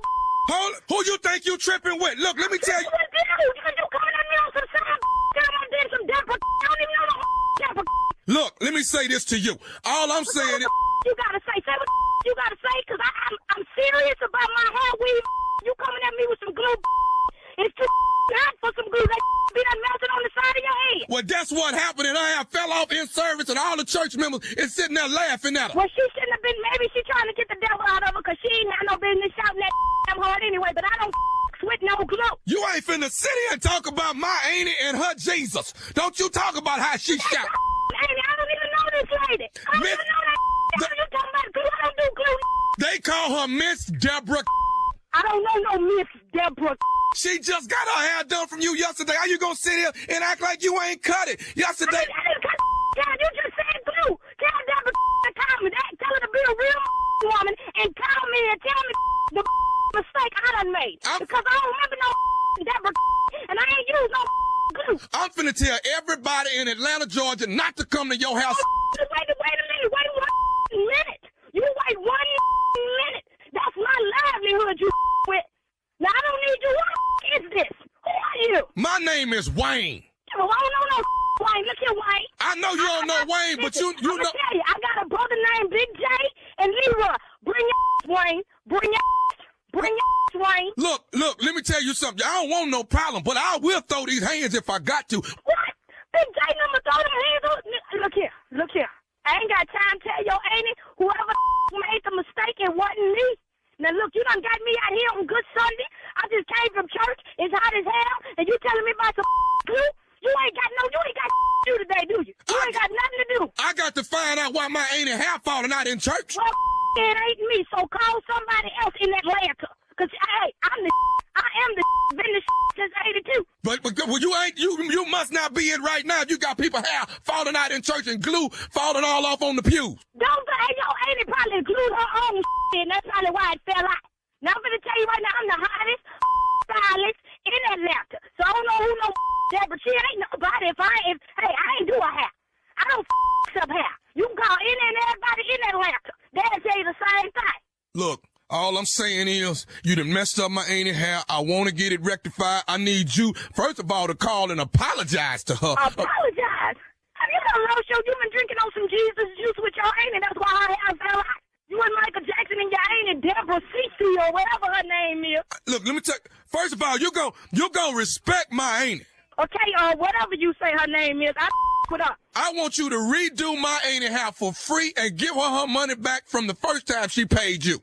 I don't know who this. Hold on. I don't know who this. I don't know who you are. I'm Wayne. Why you coming? Wayne, look here, Wayne. I'm gonna go ahead. I'm gonna hang up in your face. No, Wayne. hold up. I'm Deborah nephew Wayne. Nah, my ain't 52 years old. Now, if you ain't gonna respect your elders, how you expect to be blessed? You say you just went to church this morning. See, that's the problem. You calling me on Sunday with some got me cussing like this. See, now I gotta go back in and have a conference with my pastor behind some. I got one more thing I need to say to you before I get off the phone. What say what you gotta say, because you wasting my minutes. This is Nephew Tommy from the Steve Harvey Morning Show. You just got pranked from your girlfriend. Oh, I'm about to have my brothers come whoop your That got me. That got me. Nephew Tommy. What's up, man? Your girl told me, she said, trust me, going off the first 12 seconds. She know. She know what it is, Nephew Tommy. Tommy. Hey, baby, let me ask you. You don't do no glue? No, I don't no glue. I don't. Hey, I tell you, I don't no glue. It's too hot. It's too hot for glue. Too hot for the glue. All right, baby. Ain't nobody half fell out of church tonight. They say you the bomb down there, so I just wanted to call and make sure I prank my girl. She the one. I'm gonna up on sight. On sight. All right, baby, answer one thing for me. What is the baddest? I mean the baddest radio show in the world. The Steve Harvey Morning Show. And there you have it. No need for pranks and praise up in here. I'll be back in an hour. We're going to do it again, but there it is. Greensboro Comedy Zone is sold out for the weekend. Friday, Saturday, Sunday. Appreciate y'all. I promise you, I'm finna come give it to you. Everything I got and more. The journey to come up out of cancer, 100% cancer free, all with jokes wrapped up in it. You don't want to miss it. Laying in the cut, Raleigh, North Carolina. That's Charlie Goodnight's Raleigh, North Carolina. All right? Raleigh, North Carolina. Raleigh. Ooh, Raleigh. Really? May the doors of Raleigh open as I enter March 1st, 2nd, 3rd in the Comedy Club of Charlie Goodnights. Mm-hmm. It will not be the same once we leave. All right? All right. All minds clear in Raleigh, North Carolina. Thank you, Thank Shirley. you, nephew. Coming up next, it is Ask the CLO. You're listening to the Steve Harvey Morning Show. Coming up at the top of the hour in entertainment news, Hoda Kotb from the Today Show says Kelly Rowland can come back and host anytime. Beyonce just made musical history again. Carla's going to tell us about that in today's music news. Comedians Corey Holcomb and Donnell Rawlings are beefing. More comedians beefing. We'll talk about all of these stories at the top of the hour. But right now, it is time to ask the CLO. This is from Joycelyn in Broomfield. Joycelyn writes, I got saved and I've been married for 4 years. My husband is not saved and he loves threesomes and to go to sex parties. I'm so conflicted because some of the people at the parties are my church members. Is this normal behavior now? Well, it is now. Yeah. We didn't know none of them was at the church. All right, save them. Church. You know, y'all down there, and there should be a conflict if you truly saved, but you know. Now you conflicted because your husband want to continue in that lifestyle and you probably ain't going to want to. So now, what you got here? Unequally yoked. You got to do what's best for you and you got to do what you think is right. That's all to that. But see, what you can't do, you can't change horses in the middle of the stream now. You and your husband was going to sex parties and threesomes. Now you done got saved, but the people in the group is down at the church. Well, I guess they wasn't the saved members at the church, so. Was they at your saving? Was they there? You don't know if that's like a baptism or nothing, but was they at the saving? Or was they? Your husband gonna keep going down. I just want you to know. But the church members is there, though? Yeah. A lot of people in church ain't saved. Okay. Or and just because you saved don't mean you don't sin. You don't sin, that's right. the other part. Mm-hmm. I didn't know you was going to the big parties, though. Okay. Yeah. All right, moving on I'm to saved, but I'll slap you, though. Try Jesus, not me. I swear to God I will. I swear to God I will. Like right. It ain't nothing, man. Velma like it's a part of the faith. Wow. Moving on to Velma in D.C. My husband and I split up, and I can't stand him. So I moved to a rental. I still pay half the mortgage, so I go over there whenever I want to. He had a woman in my house last night. I put her out. Why won't he agree to sell the house so he can be free? Well, now, you went to the rental.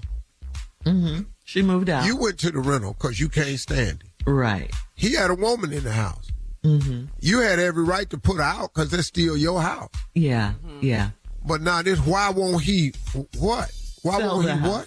Sell the house. Mm-hmm. What they got to do with the woman coming back over there? He just gonna time it different the next time. And maybe she was just in his half. What? But I just think you're arguing about the wrong thing. Why won't he sell it? Mm-hmm. Yeah, so he can buy to sell it, get her money, and move on with her life. Yeah, he can do. But they're not even divorced, right? Right. Well, they split, but she didn't say divorce. They split up. See, they're not divorced. Now she paying half the rent, so it is still her house. Yeah. She went over there and she put the woman out. Mm-hmm. Technically, it is. Mm-hmm. But she'd have moved into a rental. Mm-hmm. But she can't stand him. I understand that. You can't stand him, but somebody can. And you can't get mad at this. You can't get mad at this man because he want to have somebody. Now, he at the house. You don't live there no more. See. But she's saying she doesn't have a problem with that. She just wants to sell the house so they can move on. She got a problem with it. Why she put the lady out? She got a problem with it. Because it's her house. Hello. It's because it's still her house. I've said she has every right. Trust me, I just said that. She got every right to put that woman out. Sell that house. But they need to get a divorce. They do. But you can forget him not seeing nobody because you're over there at the rental doing something. Thank you. At the rental. She didn't mention that. Exactly. At the rental. You over there doing something so hard, you probably going to lose your deposit. Moving on to Hakeem in Myrtle Beach. All these holes in this sheetrock over here and all these ceilings that came down. And the fan ain't got but one blade on it. Ma'am, you're going to lose your security deposit. You're doing something. Yeah. All right. Are you quite done? We're moving on. How the hell this hole sinked and come out the wall? That's why I asked. Hakeem in Myrtle Beach says, my wife has a very bad attitude and it's affecting our marriage. When we're out, I do all of the talking and ordering to avoid conflict. She doesn't think she has a problem, so how do I get her to see how rude and abrasive she is with others? Yeah, wow. Why don't you leave her? Oh, wow. That's it? Well, wait a minute now. Hold on. When the CLO say something, might I remind you that we will be doing a strawberry letter later on today. And in every last one of those letters, Shirley kills a marriage. In every last one of them. She has just told every woman in every damn letter for a year and a half. No, leave I haven't. His ass. Don't say that. Yes, you have. Shirley, a lady brought it up at the Family Feud audience the other day. She said, yeah, but she asked why you do what you do. I know, because Shirley is always you always defending the men, because I am tired of Shirley. What does this have to do with Hakeem in Myrtle Beach? Okay, what was this day situation?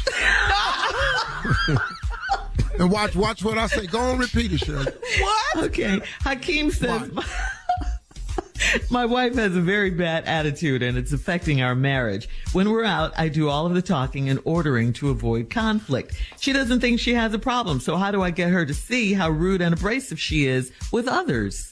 Like I said, why don't you leave her? Tired of this now.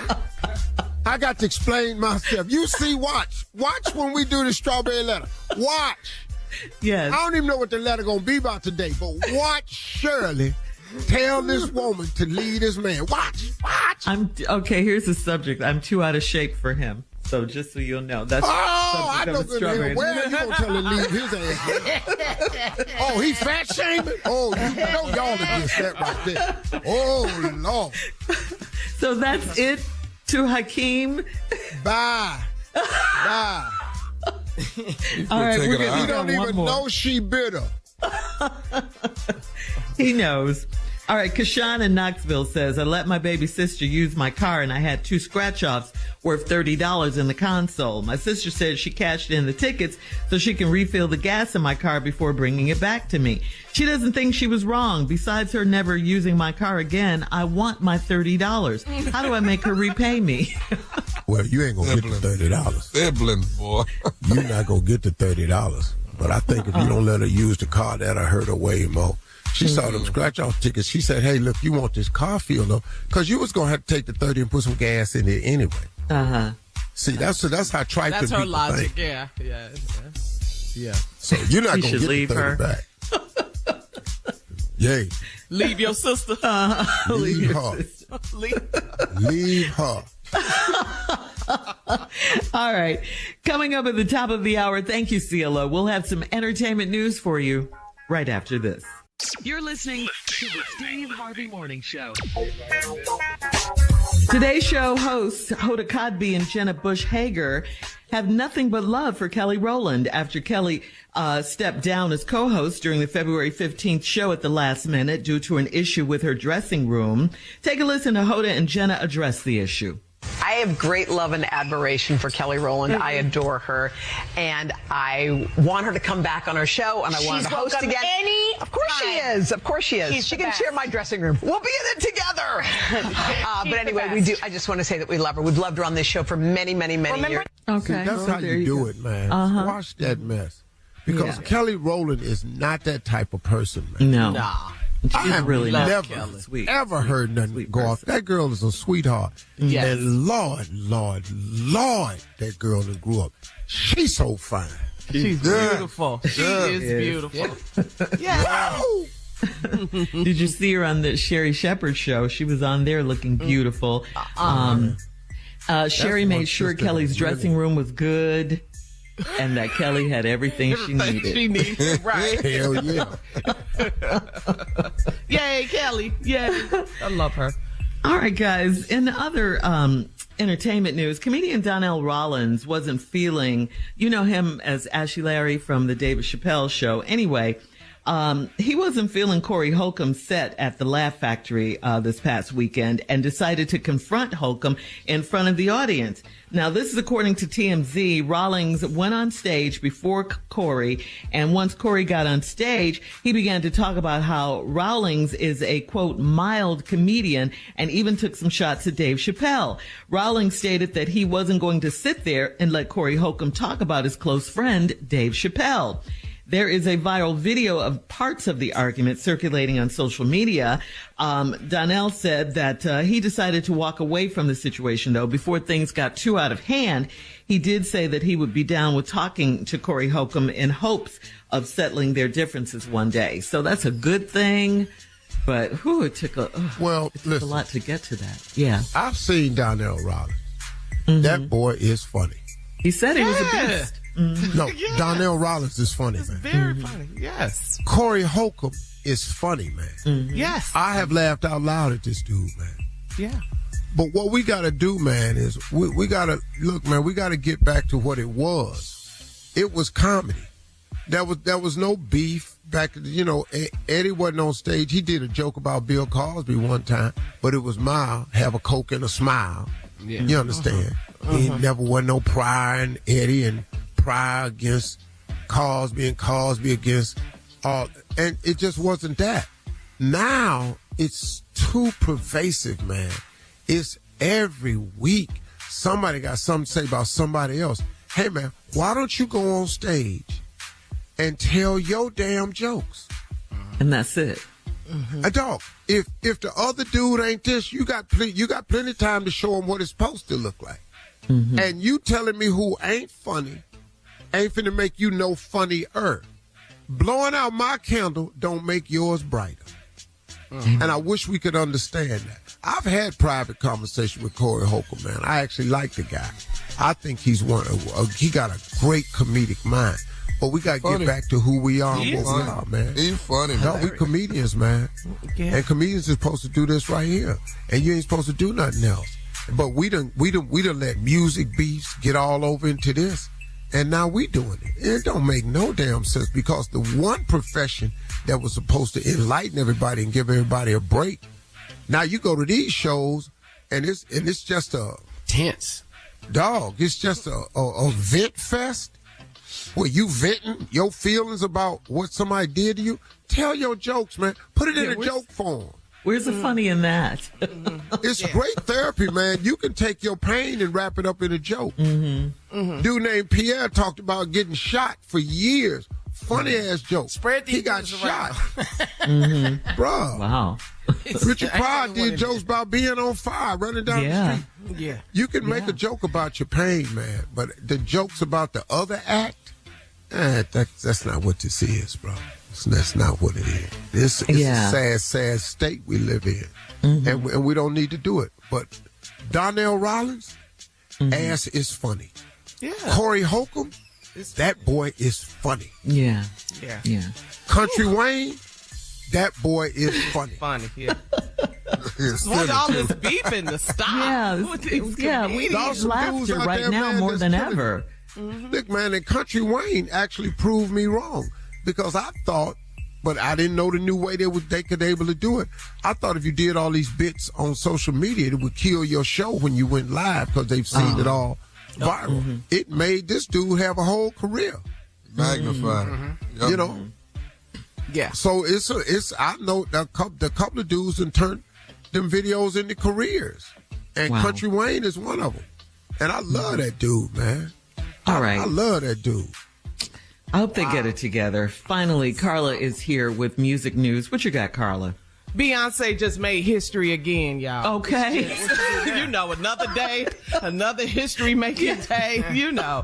According to People magazine and Billboard, Beyonce became the first ever black female artist to top the Hot Country Songs chart thanks to her single, Texas Hold'em. Wow. The song has about 19.2 million official streams. So, you know, Beyonce, she surprised us all on Super Bowl Sunday when she released 2 singles, Texas Hold'em and 16 Carriages during the Super Bowl. But B is doing, you better bow down to Queen B. That's all I know. They're going to march on this one. I have an announcement to make when we come back. Okay. You going into country music too? You going to do an album? Hold on. Coming up in 20 minutes. Thank you, Carla. After the hour, Donald Trump says the phrase N-word in a speech. Says it was a mistake. What? We'll talk about it right after this. You're listening to the Steve Harvey Morning Show. Well, according to the Black Information Network, this past Saturday in Michigan, former President Trump delivered a speech addressing his ongoing legal battles. Trump appeared to attempt to say the word indictment before he accidentally said the phrase N-word instead. So instead of saying indictment, he said the phrase N-word. Trump said, quote, "My whole life, I didn't know what the N-word. I didn't know what indictment meant." It don't mean He was talking to the crowd about the fact that he was ordered to pay $355 million in a New York civil fraud case. Trump fixed his error as he continued to speak during the rally. Democrats believe the N-word slip-up was intentional, as Trump has been known for stirring up racial tensions with innuendo and dog whistles aimed at riling up his MAGA base. So what do you guys think? N-word, indictment? Easy to mix up. Don't even start with Does anybody have a copy of the tape? I want to hear it. Yeah. Well, he didn't say the N-word. He's a great actor. Phrase N-word. So I just want you to know that too. Oh, you mean he said actually the N-word? N-word. He said the phrase. That's what I'm asking you. Yes. He said N-word. So read exactly what he said there. My whole life, I didn't know what the N-word, I didn't know what indictment meant. That's his quote. That's exact. But indictment don't start with an N. But care. We need you to care right now. No, I mean, because, it's Donald Trump. Yeah. Why do you keep expecting decency and respect? And why do you expect, why would we expect him to act like a decent human being? He's not. He's the former president of the United States. Yes. He is constantly doing things like this. Constantly saying stuff right here. This ain't nothing new. He done said the N-word before, too. I promise you he has. Not just the phrase N-word, but the actual word. Okay. How do you get N-word and indictment mixed up, though? How? Don't start with the same letters. Right. He knows what he's doing. Yeah. Everybody. Yeah. Come on, y'all. Y'all better register to vote and get out and vote. I'm trying to tell you. And quit playing around with this thing. Man. I know you sick of voting, but man, if you think you sick now.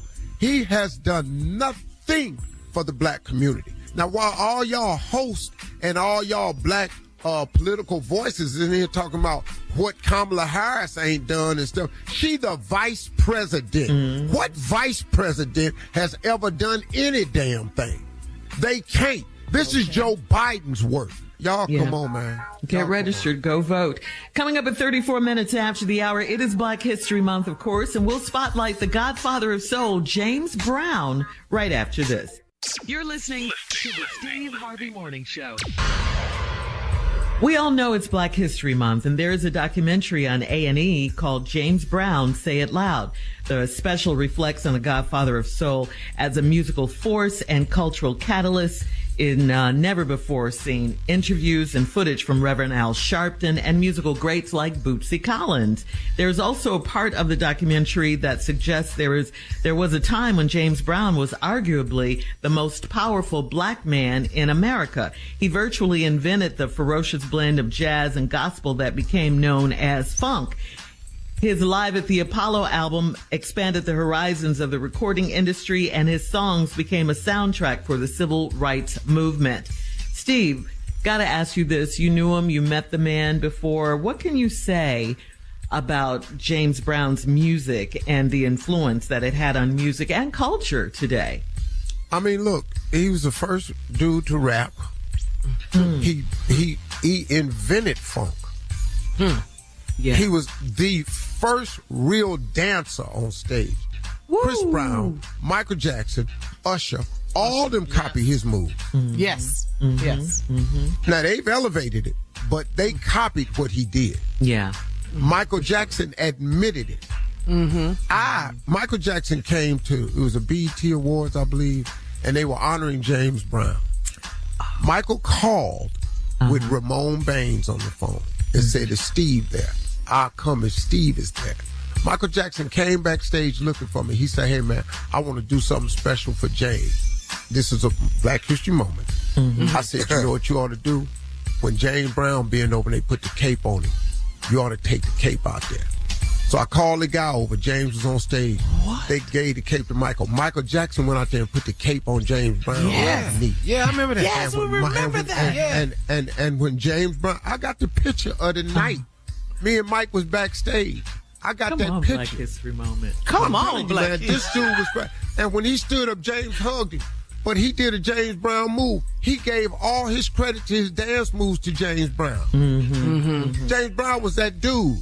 Doesn't tell you how kind he was. I saw him in Augusta, Georgia one night at a Sheraton Hotel. I said, "Man, my mom and daddy love you." I said, "Man, can I call him and you talk to him?" "Give him a phone." Do what? Give him a phone. Sounds like Roscoe. He got a little bit of James Brown in him. My mama answered the phone. I said, "Mama, how you doing?" "Hey, Steve, where you at, babe?" I said, "I'm in Augusta, Georgia." I said, "Mama, I got a surprise for you." I said, "Where Daddy at?" Put Daddy on the phone. "Hey, boy." I said, "Daddy, somebody want to talk to you." He said, "Little Harvey." He said, "Yeah, who is it?" "This James Brown, sir." "Get the blank out of here." That was your dad? That's what my daddy said. "No, Mr. Harvey, it's me, it's James Brown." Boy, my father could not believe that, man. Classic, right? My daddy said, "Hell no." "You blank Godfather soul." Mr. Harvey, I want to think of your son, Buell, son, family, friend, or you, just wonderful. Appreciate it. Want to thank you for being a friend of mine. My daddy cussed. James Brown hung up. I called my daddy back. He said, "Boy, your black ass done made it." You didn't make it to that moment? "Hell, you know James Brown." I said, "Daddy, he was in the restaurant." And I saw him, because I had done a couple shows with him out in L.A. And I was just performing that night, and he was just in the restaurant eating, man. Wow. The phone talking to my daddy. He was just that dude. And when it came to civil rights, he went up there. He was calming them cats down during the riot. He made movements for them. He was a special dude, man. He had his problems later on, but who ain't? Yeah. Right. Who ain't? Yeah. It's just but that's, they cared, you know. They got involved. Him, Jim Brown, Bill Russell, Kareem Abdul-Jabbar, Muhammad Ali. They all stood together, man, to make change. Arthur Ashe. All them cats stood to fight for rights for black people. Yeah. Now we on social media just tearing each other down. But thank you for that Black History moment, Steve. Thank you for that. Coming up next, it is the Nephew and today's prank phone call right after this. You're listening to the Steve Harvey Morning Show. Coming up at the top of the hour, right about 4 minutes after, it's my strawberry letter for today. And the subject is, I'm too out of shape for him. We'll get into that, find out what that's all about in just a few. Get it together then. Because right now, it is time for the nephew and today's prank phone call. What you got for us, Neff? I'm not out of shape. Over here, we doing mobile baptismal pool. Mobile baptismal pool. We come by the house, you come outside, you get on the back of this truck, we're going to baptize you right here and get you washed in the blood of the Lamb right here. You understand that? Washed in the blood of the Lamb. Mobile baptismal pool. Cat dog, if you would. Hello? Hello, I'm trying to reach a Mr. Wilson. It's Wilson. How you doing? Who's this? How you doing? My name is Brother Springwater, man. Listen, we got paid to actually come by and do some services for you by some friends of yours, and we wanted to actually call and see about scheduling and see what you had available. Some services. What, y'all plan on cutting some grass? What y'all do? What kind of services y'all have? Actually, sir, you've got some friends that have actually spent a great amount of money on you, and what we do is we have a baptismal on wheels service. And what we do is we go and we baptize people at their home. And Baptism on Wheels it's a new company, but we've baptized over 1,000 people now. We have a truck which actually has a baptismal pool on the back of it, and we actually come to your home and we will baptize you in your driveway and make you whole again. So excuse me, Brother Water? Brother Spring, what's your name again? I'm sorry. Springwater. Springwater. You want to come to my house and give me a baptism in my front yard? We want to baptize you right there in your driveway. Your friends are paid for the services. And my friend, what friend will pay for me to get baptized? I've been baptized already, Doc. Well, from my understanding, sir, that evidently you had some bumps and bruises, and they seem to believe that you need to be washed and cleansed again. I mean, that's all good. That's all good. But be that it may, man. I mean, I've been baptized. I go to church. You know, me and the Lord don't have no problems. I mean, we all have setbacks. But for you to pull up with your pool in front of my house to say you finna baptize me, that doesn't make any sense to me, Doc. I mean, see, sir, sometimes when some people are not able to go to the house of the Lord and get baptized, you know, we're making it a lot more convenient for you when we can actually come. I don't need no convenience. I don't need no convenience. What I need convenience for? You asking me to come to my house on a Tuesday to baptize me in my driveway. Does that make any sense to you, Brother Water? I mean, come on. If you really sit back and think about it, does that make any sense to you? To come for the convenience? First of all, sir, that's Brother Springwater. But what I'm trying to say is any type of water is holy water, spring water. It doesn't make no difference to me. You can't come to my neighborhood and baptize me in front of my house. Sir, what is all the angle? See, this is what your friends are talking about. I don't give a damn what my friends are telling you, man. Anybody, which one of my friends gonna recommend you to come to my damn house? Sir, I'm not. Do that, man. That don't even make any sense to me. You understand? Sir, I'm not at any liberty to tell you who actually. Hold up, but you're in the liberty to come to my damn house and baptize me, but you can't tell me who the hell go see you. But you're not in the what type, man? Come on, you don't even. Come on, does that make sense to you, Doc? Come on. That doesn't make any. No way in the world I'm going to allow you to come and bring your pool in front of my house and baptize me. Then I'm asking you, as you supposed to be a pastor, you supposed to be baptized. I'm asking you, okay, which friend of mine is sending you to letting you know I need to be baptized? You're not at liberty. Sir, all I want to know, basically, I've already been paid. I'm calling asking you about your schedule. You're not baptizing me. I've been baptized. I'm going to baptize you on Tuesday in your driveway. Man, I tell you what, if you come to my house in front of my driveway, you better bring the whole congregation. You understand? You better bring the deacons, the brothers, the sisters, and everybody else if you think I'm going to be baptized in my driveway. This is the problem. This is what your friends are talking about. This is why you need to be baptized and cleansed again and washed in the blood of the Lamb. This is what's wrong. You need to be cleansed. That's what's wrong with you, Mr. Wilton. What's wrong with me? No, what's wrong with you is calling me in the middle of my workday telling me I need to be baptized in front of my house. If I need to be baptized and go get some holy water, I go down to the church. I don't need you coming in front of my house making a whole circus with all your friends and some white sheets talking about you want to baptize me. From my understanding, Mr. Wilton, you've missed 2 Sundays already this month. Sundays? Dude, man, I can go anywhere and get to work. I don't need you coming here because you telling me I missed 2 damn Sundays. I'm going to miss this Sunday, too, because the football game coming on. Sir, all I know is I've been paid to do a job. I will be there Tuesday morning at 7 o'clock, and we will baptize you before you go to work on Tuesday morning. I tell you what. You come to my house 7 o'clock in the morning, I swear on your Lord, I'm going to bust your You understand me? You will not come to my house telling me you finna baptize me. I don't give a damn who paid you. You understand? I will drown your in the water. Matter of fact, now, bring you, your deacons, and everybody else, we gonna have a pool party in that. You understand? I'm gonna get all of this anger and all of these problems you have within you. We are going to purge your body and get it out your system. I don't want your please. I tell you what. Brother Spring Water, is it that's the call? It's Brother Spring Water. You're going to get baptized on Tuesday morning.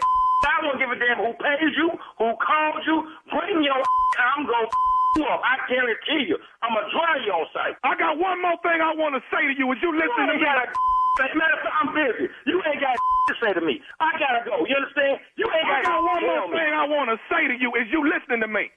What, man? This is Nephew Tommy from the Steve Harvey Morning Show. You just got pranked by your boy Mason. Hello? Man, let me tell y'all something, man. Boy, let me tell you something, boy. Y'all was about to bring some hell to heaven. I was about to act a fool on y'all if y'all would have showed up at my crib. You understand me? Boy, Tommy, y'all ain't got else better to do than to sit around here and just with people doing their day. Man, I ain't never thought y'all could get me with this. And who the hell goes around baptizing people on? That's like Meals on Wheels. How y'all baptize people with a pool on the back of your F-150? Hey, Wilson, I got to ask you something. What is the baddest radio show in the land? Man, you know it's the Steve Harvey Morning Show. There you have it. Y'all want me to baptize y'all? Y'all want to? I come by the house, get it done right out there in the front yard. Y'all want it? Just when I think you can't get any more stupid. No, we're good. Thank you, though. You surprised me. Carla, don't reject my services. I've been baptized. I'm good. Sometimes people need it. Sometimes you need it again. Sometimes you didn't get cleansed. You too. Yes. Greensboro, you already know what time it is. Raleigh, North Carolina, you laying in the cut. I'm going to bring my baptismal pool to Raleigh, North Carolina, and just baptize people before the show. Yeah. Clean before the show. You get a nice comedy show and get washed. You can't beat that. In the blood of the Lamb. All right, all minds clear? Clear. All right. And I will be giving you all of that in Raleigh, North Carolina next weekend. Got some tickets on sale right now. My dad used to carry them all. If you turn to the book of Malachi, will a man rob God? Yet ye have robbed me. Where? In tithe and in offering. Bring all ye tithe into the storehouse. You know how it goes. Yeah. All right, nephew. Thank you. Coming up next, Strawberry Letter for today. The subject is, I'm too out of shape for him. We'll get into that, find out what that's all about right after this. You're listening to the Steve Harvey Morning Show. It is time now for today's Strawberry Letter. And if you need advice on relationships, dating, work, sex, parenting, and more, please submit your Strawberry Letter to steveharveyfm.com and click Submit Strawberry Letter. We could be reading your letter live on the air, just like we're going to read this one right here, right now. And you never know, it could be yours. It could be yours. Buckle up and hold on tight. We got it for you. Here it is. Strawberry Letter. Thank you, nephew. Subject, I'm too out of shape for him. Dear Stephen Shirley, I'm a 48-year-old divorced female, and I'm trying online dating.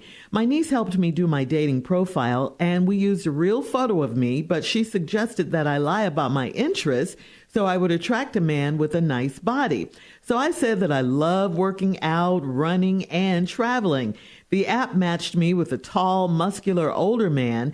He isn't cute, but we've been dating for 6 weeks, getting to really know each other, and I like him a lot. He runs marathons, and he asked me to do a charity run with him in April. I said yes, but I didn't know how to say no. We started working out together, and it was obvious that I didn't know what to do in the gym. I told him that I do yoga now instead of going to the gym. Another lie. We worked out so hard that my head hurt. Then we went to my house and he told me that we were getting in the shower together. He looked at me in the eye and said he wanted me, and he'd been waiting for this moment. My head was hurting and I was so nervous because I look a lot better in my clothes than I do naked. The shower was uncomfortable and it felt like he realized I didn't work out by the way he looked at my body. After the shower, you already know, we went straight to my bed. It was our first time together, and I had such a hard time keeping up with him. My leg was not supposed to bend the way he bent it, and it's still hurting. Stephen Shirley, I have lied and ended up with a man that is too good to be true. I'm too out of shape for him. I can't have sex with him again. I'm too afraid. How do I fix my lies but keep this man?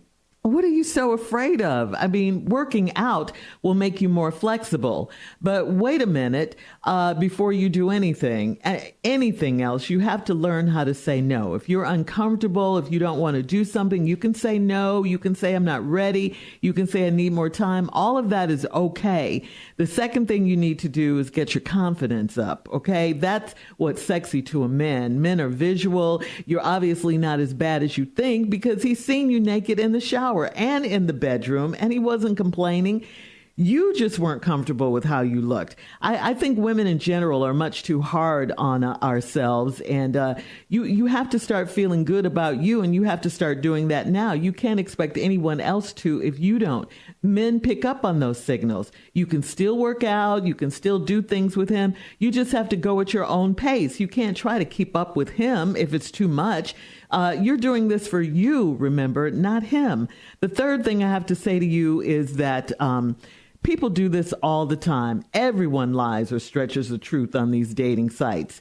So some even go as far as catfishing. I'm sure you've seen the show Catfishing. You haven't done any of that, and he's still there. So again, don't be so hard on yourself. Anyway, didn't you say he wasn't cute? You said he wasn't cute. So he's probably glad to have a woman like you. Be confident. Steve? Once again, we done read 2 different letters. Yeah, here I go. I just want to say before I do this letter, forgive me for those of you that might be slightly put off. Uh-oh. Or what shall they say, put aback. Taken aback. By what I may say in my response. Mm-hmm. But in the words of Lil Jon, here I go. So here we go. Dear Stephen Shirley, I'm a 48-year-old divorced female and I'm trying online dating. Very good. 65% of most marriages today come from online dating. That's a new stat that's out. My niece helped me do my dating profile. We used a real photo of me. Thank you. Thank you. But she suggested I lie about my interests so I would attract a man with a nice body. Now, let's start right here. If you're going to attract a man with a nice body, the man with the nice body probably done got his body like that because he want to attract a woman with a nice body. Let's just go there. A man is in the gym to be fit because he like to be fit. He probably going to look for somebody fit. That's why your niece told you to lie and tell him your interest is that so you can find a nice fit man. Well, you got to be fit too. That's the key. You looking for fit? He looking for fit. But now, so I said that I love working out, running, and traveling. God, dog. Did you write running in there? Who like running? Not too many people.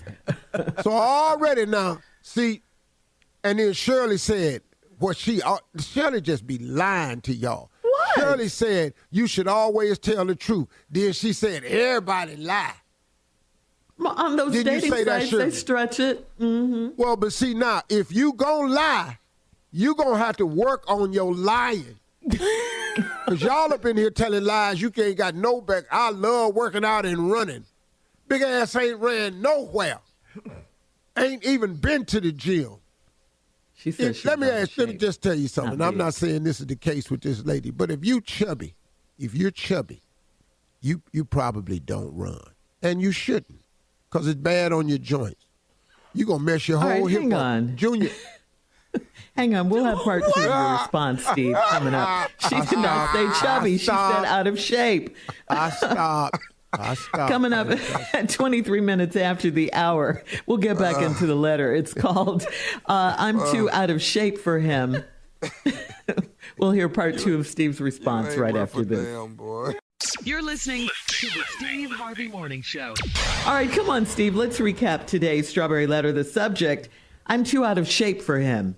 Well, you said it in your letter. So now why I got to watch what I say?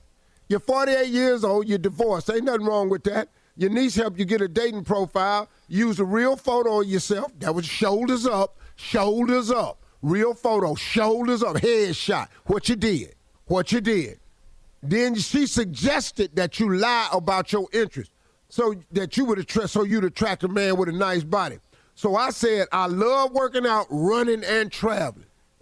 Really? Okay, now, work on your lying. The app matched me with a tall, muscular, older man.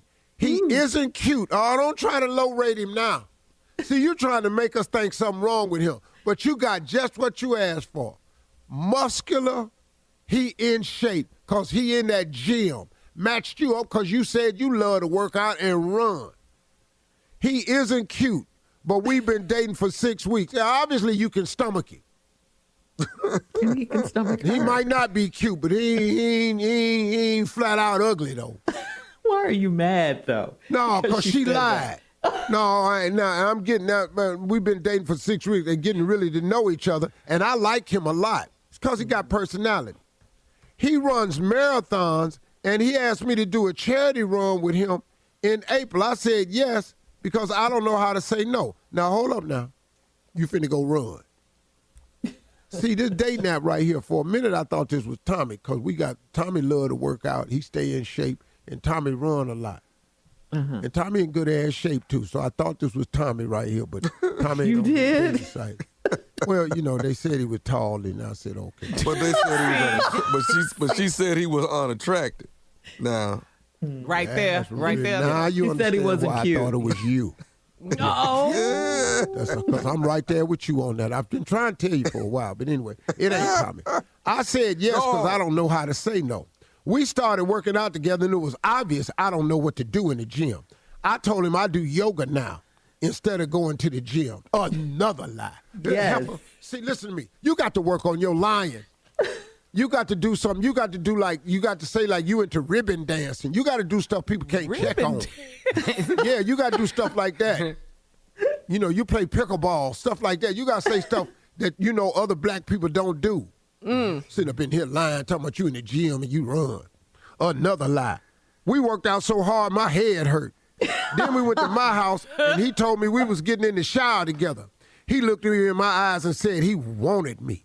And he'd been waiting for this moment. Yes. My head was hurting, and I was so nervous because I look a lot better in my clothes than I do naked. That's 98% of the people in the world, lady. Yeah. Don't worry about that. Everybody look better in clothes. Mm-hmm. So I was nervous because I look a lot better in my clothes than I do naked. The shower was uncomfortable. Now let's get back to this weight now. The shower was uncomfortable. That's because it was crowded in there. You got your little chubby ass up in there, and that shower got crowded. Big muscle, ugly ass dude in there, big muscle with them tight face. He up in there just in there strong, all them muscles he flexing. Your little chubby ass in there, and now you uncomfortable in the shower because it's crowded in there. Too much weight. Y'all all up against the glass and tore the damn curtain down there. Y'all got water all over the toilet seat. Where is that in the letter? It's in there, Shirley. Paint the picture. Go ahead. And I felt like he realized I didn't work out by the way he looked at my body because he was looking around it. Around it.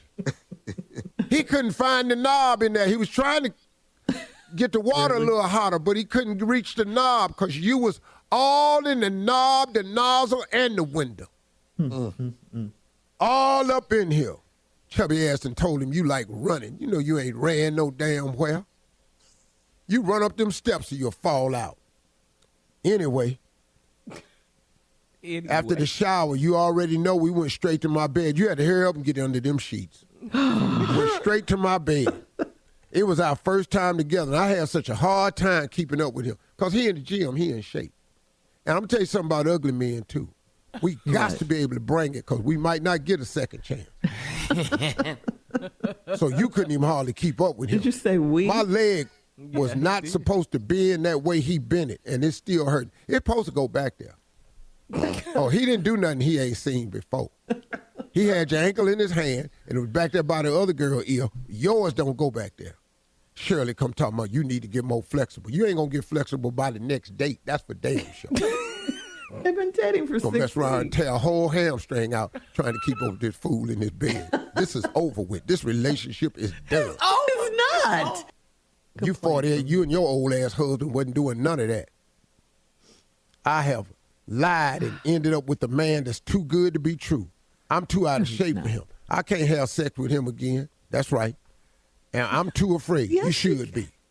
How do I fix my lies? I'll keep it this man. He gone. He is not gone. He gone, Shirley. They've been dating for a while. You to lie and your leg don't go back there. What we in here doing now? You ain't you're chubby, you ain't flexible. At least be flexible. Post your comments on today's Strawberry Letter at Steve Harvey FM and check out the Strawberry Letter podcast on the free iHeartRadio app. Free never sounded so good, so you should download it today. Coming up at 46 minutes after the hour, Junior is here with Sports Talk right after this. You're listening to the Steve Harvey Morning Show. It is time now for Junior and Sports Talk. What you got, Junior? Well, you know, Robert Reed passed away, man. Houston Rockets legend Robert Reed passed away. Oh, I've been joking. Yeah, 68 years old, man. He played 10 years with the Houston Rockets. Yeah, he passed away at 68. Yeah. Please continue, Junior. Yeah, did you see Robert Reed play? I was a kid when Robert Reed was playing in the NBA. Hell yeah, Robert Reed. We the same age. What you talking about? I'm saying, like, you know, like, what was he like? 10 years? He played with Moses Malone, Ralph Sampson. He's a great player. You know, he was a role player. He was a role player. He's a role player. Yeah. He was a good brother. Okay. All right, man. Well, you know, and then also, man, it's Black History Month, I want to ask you about this, too. Ali, Bill Russell, Jim Brown, he's like I said, Arthur Ashe, Kareem Abdul-Jabbar. What was they like for the movement for the civil rights? They stood up. They were the most recognizable figures in the world today. You know, they were athletes, and they weren't high-paid athletes. They were making good money, but nothing like they make today. But they united themselves and stood up for the cause, for the rights of black people. Them dudes right there made stands, man. Kareem Abdul-Jabbar changed his name from Lou Alcindor. Cassius Clay changed his name to Muhammad Ali. That Jim Brown, man, was dating white women on screen. Oh, man. And talking back to folks. So Bill Russell was winning championships, coaching and taking leadership roles. These men stood up. Arthur Ashe made them change the game of tennis. They made them. These people, man, Althea Gibson, they was legends, man. That was just different. And there's some cats out there today that's very active. And you look at LeBron James and his activity out there, man. Yeah. There's some cats out there, man, that's about the business. LeBron James is in the community, building schools, building stuff, you know. The Jordan Foundation right now is doing outstanding work. Everybody was mad at Jordan in the beginning, but Jordan was born to change the game of basketball. Right. Jordan was not born into this other role like LeBron was. Look, Jordan was born to take the game of basketball globally.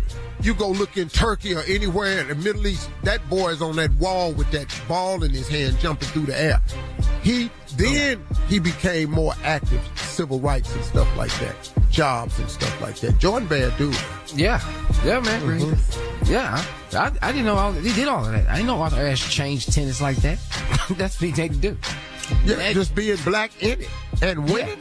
Yeah. There you go. Yeah, Serena and Venus came and did a whole nother notch to that thing. Yeah. What? All right, another Black History moment. That was a sports moment there. Thank you, Junior. Thank you, Steve. Coming up at the top of the hour, Steve, a woman on social media needs your advice. She says, my brother started a fight with my boyfriend. Uh-oh, we'll talk about that right after this. I'm going to make that special announcement that I have tomorrow. You're listening to the Steve Harvey Morning Show. So, Steve, Carrie on Facebook says... Hold on 1 second before you go. I have a special Black History Month announcement. Oh, okay. Oh, go wow. ahead. Okay. No, we can do what it all these first. I just want you to know that next week I'll be releasing my very first hip-hop gangster rap album. Mm-hmm. What? What's your name? Why? What is your name? Steve Harvey. You been in the studio? Yeah. I'm releasing my very first hip-hop gangster rap album. Any collabs we can expect? No, I don't want nobody. Ain't nobody qualified. Just you. They're not. Nobody's all qualified. you. This is all me right here. All me. All is good. Yeah.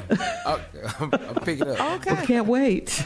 Can't wait to hear. Trying to do some Beyonce historical stuff. What do you do? Well, I'm using 3 people on the album. They collab, but I didn't get okay, you permission. are. So I don't know okay. how Who you long got? it'll be out. Oh, okay. They ain't really nothing they can do about it, so. You didn't have to check with anyone crazy. Now, it ain't going to be out long, so as soon as it come out, get it, because they're going to take it down. I already know a cease and desist is coming. Go ahead, Sean. All right. Is that your real announcement? That was it. Well, thank Just you. want Like to I throw was something saying. out there, that's all. Carrie on Facebook says, I took my boyfriend to my family's house for dinner over the weekend, and he'd met them all before, but it was the first time we'd been together at one time. Out of the blue, my brother, who's closest to my age, starts an argument with my boyfriend saying that he had said something offensive, which he didn't. Before I even realized what was happening, they were fighting and wrestling on the floor. My boyfriend is a lot bigger than my brother, so he quickly got the better of him. But then my dad and my other brother jumped in to pull them apart. My other brother puts my boyfriend in a headlock, which leads them to getting in a fight. Everything settles down and we leave. But when I talk to my family later, somehow the whole thing is now my boyfriend's fault. He didn't start any of this, and now I don't feel comfortable bringing him around to my family's house. I feel like my family is ganging up on him, and he doesn't deserve it. What should I do? Well, first of all, you think you don't feel comfortable bringing him around there. I bet his ass puckers up real nice if you going back over there. I'll tell you that for damn sure. You think you uncomfortable. He ain't going back over there. And there's nothing you can do about it. Mm-hmm. And they done sided up with your brother. I don't know what he could have said to your boyfriend to make this fight start. I don't know. But it would have been in your boyfriend's best interest to go, hey, man, my bad. That ain't what I meant. But if I said something you thought was offensive, I apologize. You fighting this cat over their house? Now the daddy and the other brother done jumped in. It's war now. Yeah. And this ain't no reality show. This is why you can't have men on reality shows. He can't go over there Friday and they just be eating. So they see his ass. They can't just be immediately cool again. No. This ain't. They can't go on the trips together. No, ain't none of that. No. Oh wow. Okay, so that's it for that, huh? Yeah, ain't no more. So she needs to break up with him. It's over too. Yeah, you can go and cancel him. You think? Good fighter though. Yeah, he whooping everybody in your family. That's the other reason he can't go back over there. He can fight. All right. We do have time for another one. This is from Shelly on Steve Harvey FM. Shelly says, I started dating this guy a few weeks ago, and we really hit it off. We're both in our mid-20s, and he told me he was in a serious relationship for several years that ended last year. Last night was our 4th date, and he revealed that he has a 2-year-old son. He says that he didn't tell me right away because he didn't want to scare me off, but that he would understand if I didn't want to see him anymore. Is it excusable that he withheld that information from me until now? Should I see this as a sign that this relationship is a bad idea? You only went on 4 dates. Mm-hmm. Yeah, that wasn't that long. He finally told you he had a son. You didn't find out. He opened up and told you. Right. And he told you why he did didn't it. Scare her off. That's why he didn't. What you it wasn't 4 years. Mm-hmm. Yeah, it was 4 dates. Okay. All right. They can stay together. All right. More of the Steve Harvey Morning Show coming up at 20 minutes after, right after this. You're listening to the Steve Harvey Morning Show. Well, Apple wants you to stop dropping your phone in water and putting it in rice. Didn't you say you just did that recently, Steve, right? I just did that. Dropped that whole phone in that bathtub. Everybody do that. But Apple is now saying if you put your phone in rice, it could allow small particles of the rice to damage your iPhone. So if your iPhone gets wet, a new feature sends an alert warning that your phone is wet and you should wait to charge it. Apple recommends gently tapping your iPhone against your hand to knock out excess water. Then make sure that your connector is facing down. After that, leave your iPhone in a dry area with airflow. Wait half an hour and then repeat the process. Why don't you get that new phone that you can drop in the water? Oh. Everybody can't afford a new phone. What? I can afford a bag of rice. For me, back when I did that, the rice before. works. Yeah. So you still with the rice? So you everybody's done the rice trick? Oh yeah. Yeah. Who hasn't? Mm-hmm. I ruined the phone one time after I dropped it in the water. I didn't know the rice trick. I held it over open flame. Trying to dry it? What? Did the phone melt? You gonna burn the damn? All the inside melted.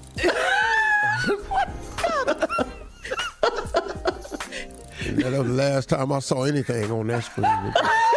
You burned the phone. Yeah. Yeah. Looked it up online later on. Yeah. All right.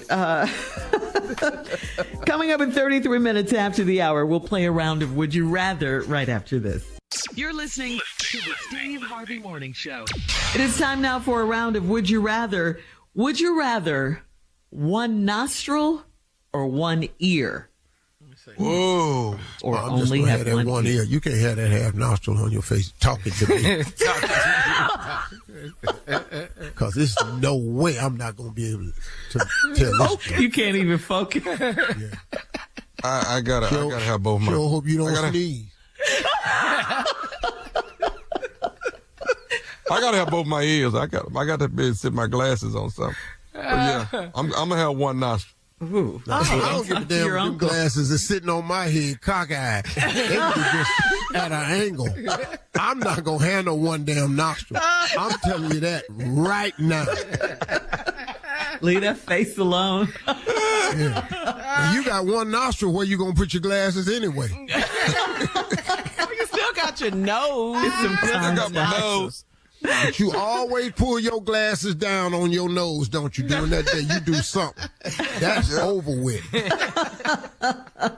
Pull them down and chip your tooth. Would you rather wear a clown wig or clown shoes every day? Clown wig or clown shoes every day? Well, if Tommy wear my shoes, that's what they're going to look like. Hey. Roll.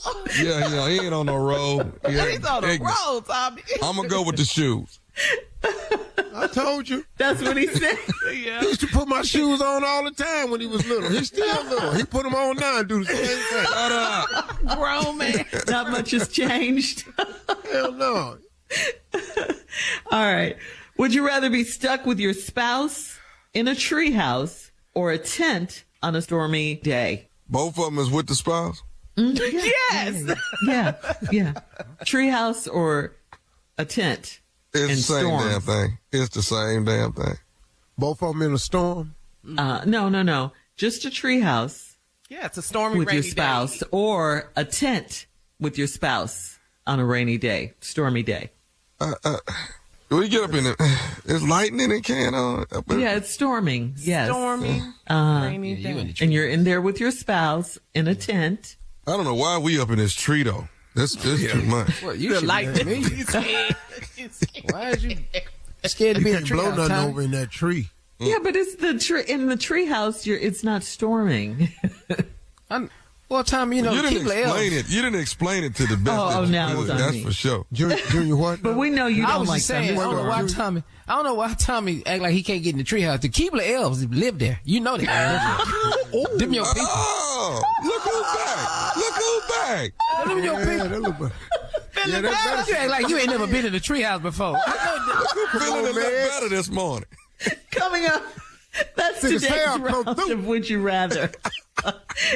Coming up in 49 minutes after, it's the last break of the day, and we'll close out the show with the one and only Steve Harvey right after this.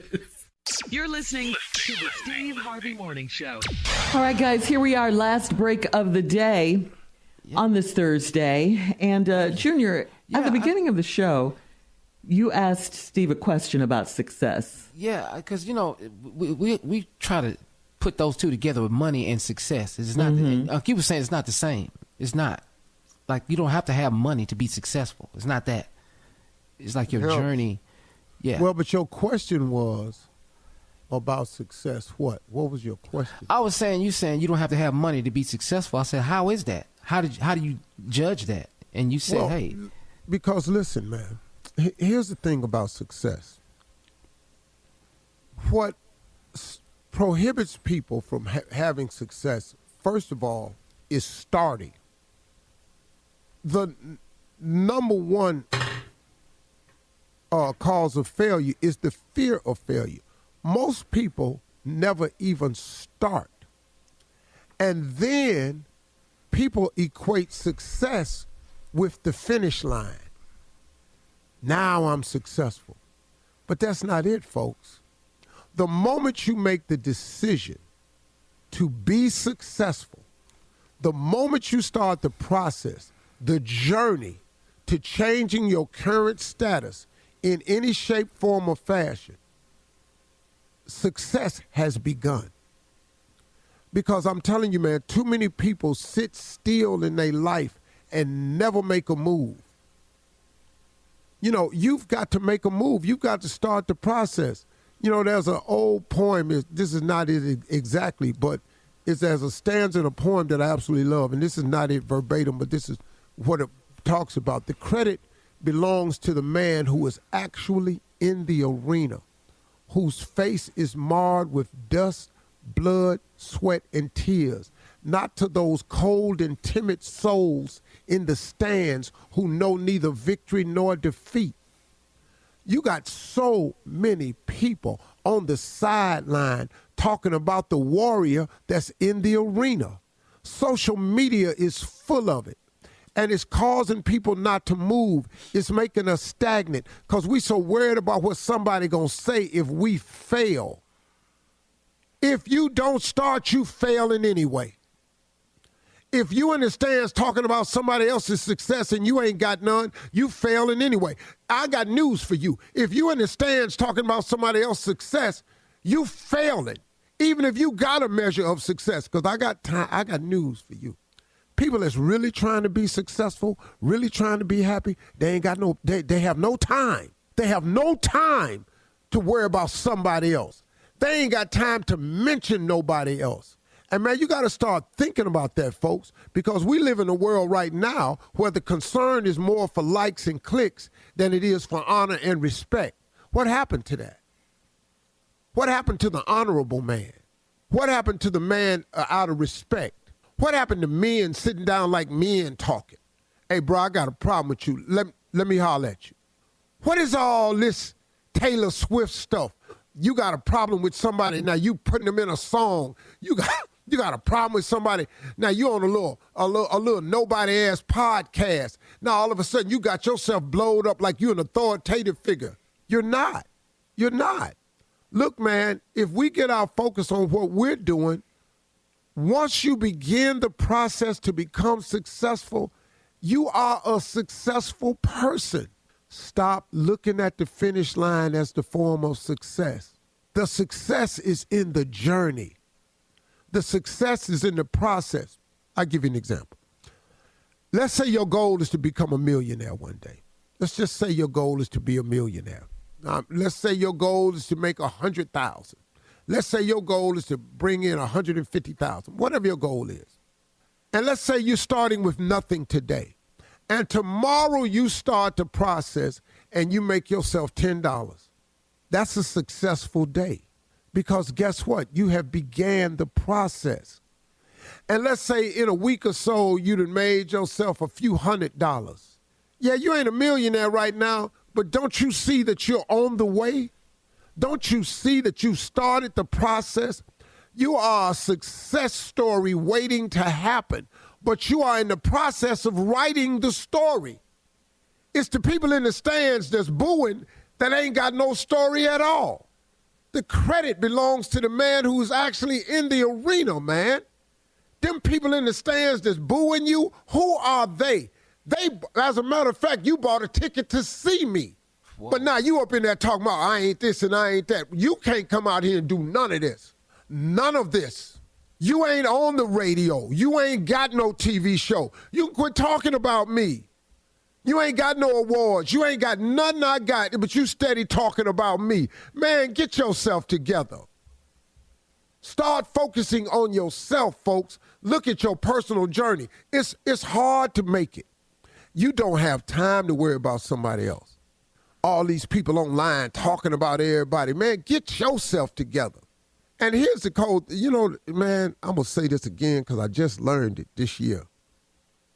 You will never have a hater that's doing better than you. Never. You will never have a hater that's doing better than you. So why are you worried about them when they boo? Boo all you want. I'm in the arena. I'm swinging for the wall. So what, it didn't go over the wall? I hit a double. Well, at least I'm on second base. Your ass is in the stands. Bye, Felicia. Bye. Those are my closing remarks. I wish I had more time today. I'm out of time. Thank you, Junior. Y'all have a great day. Talk to God. He'd love to hear from you because I don't want to hear nothing you got to say. Boo, Steve. Shut up. You understand?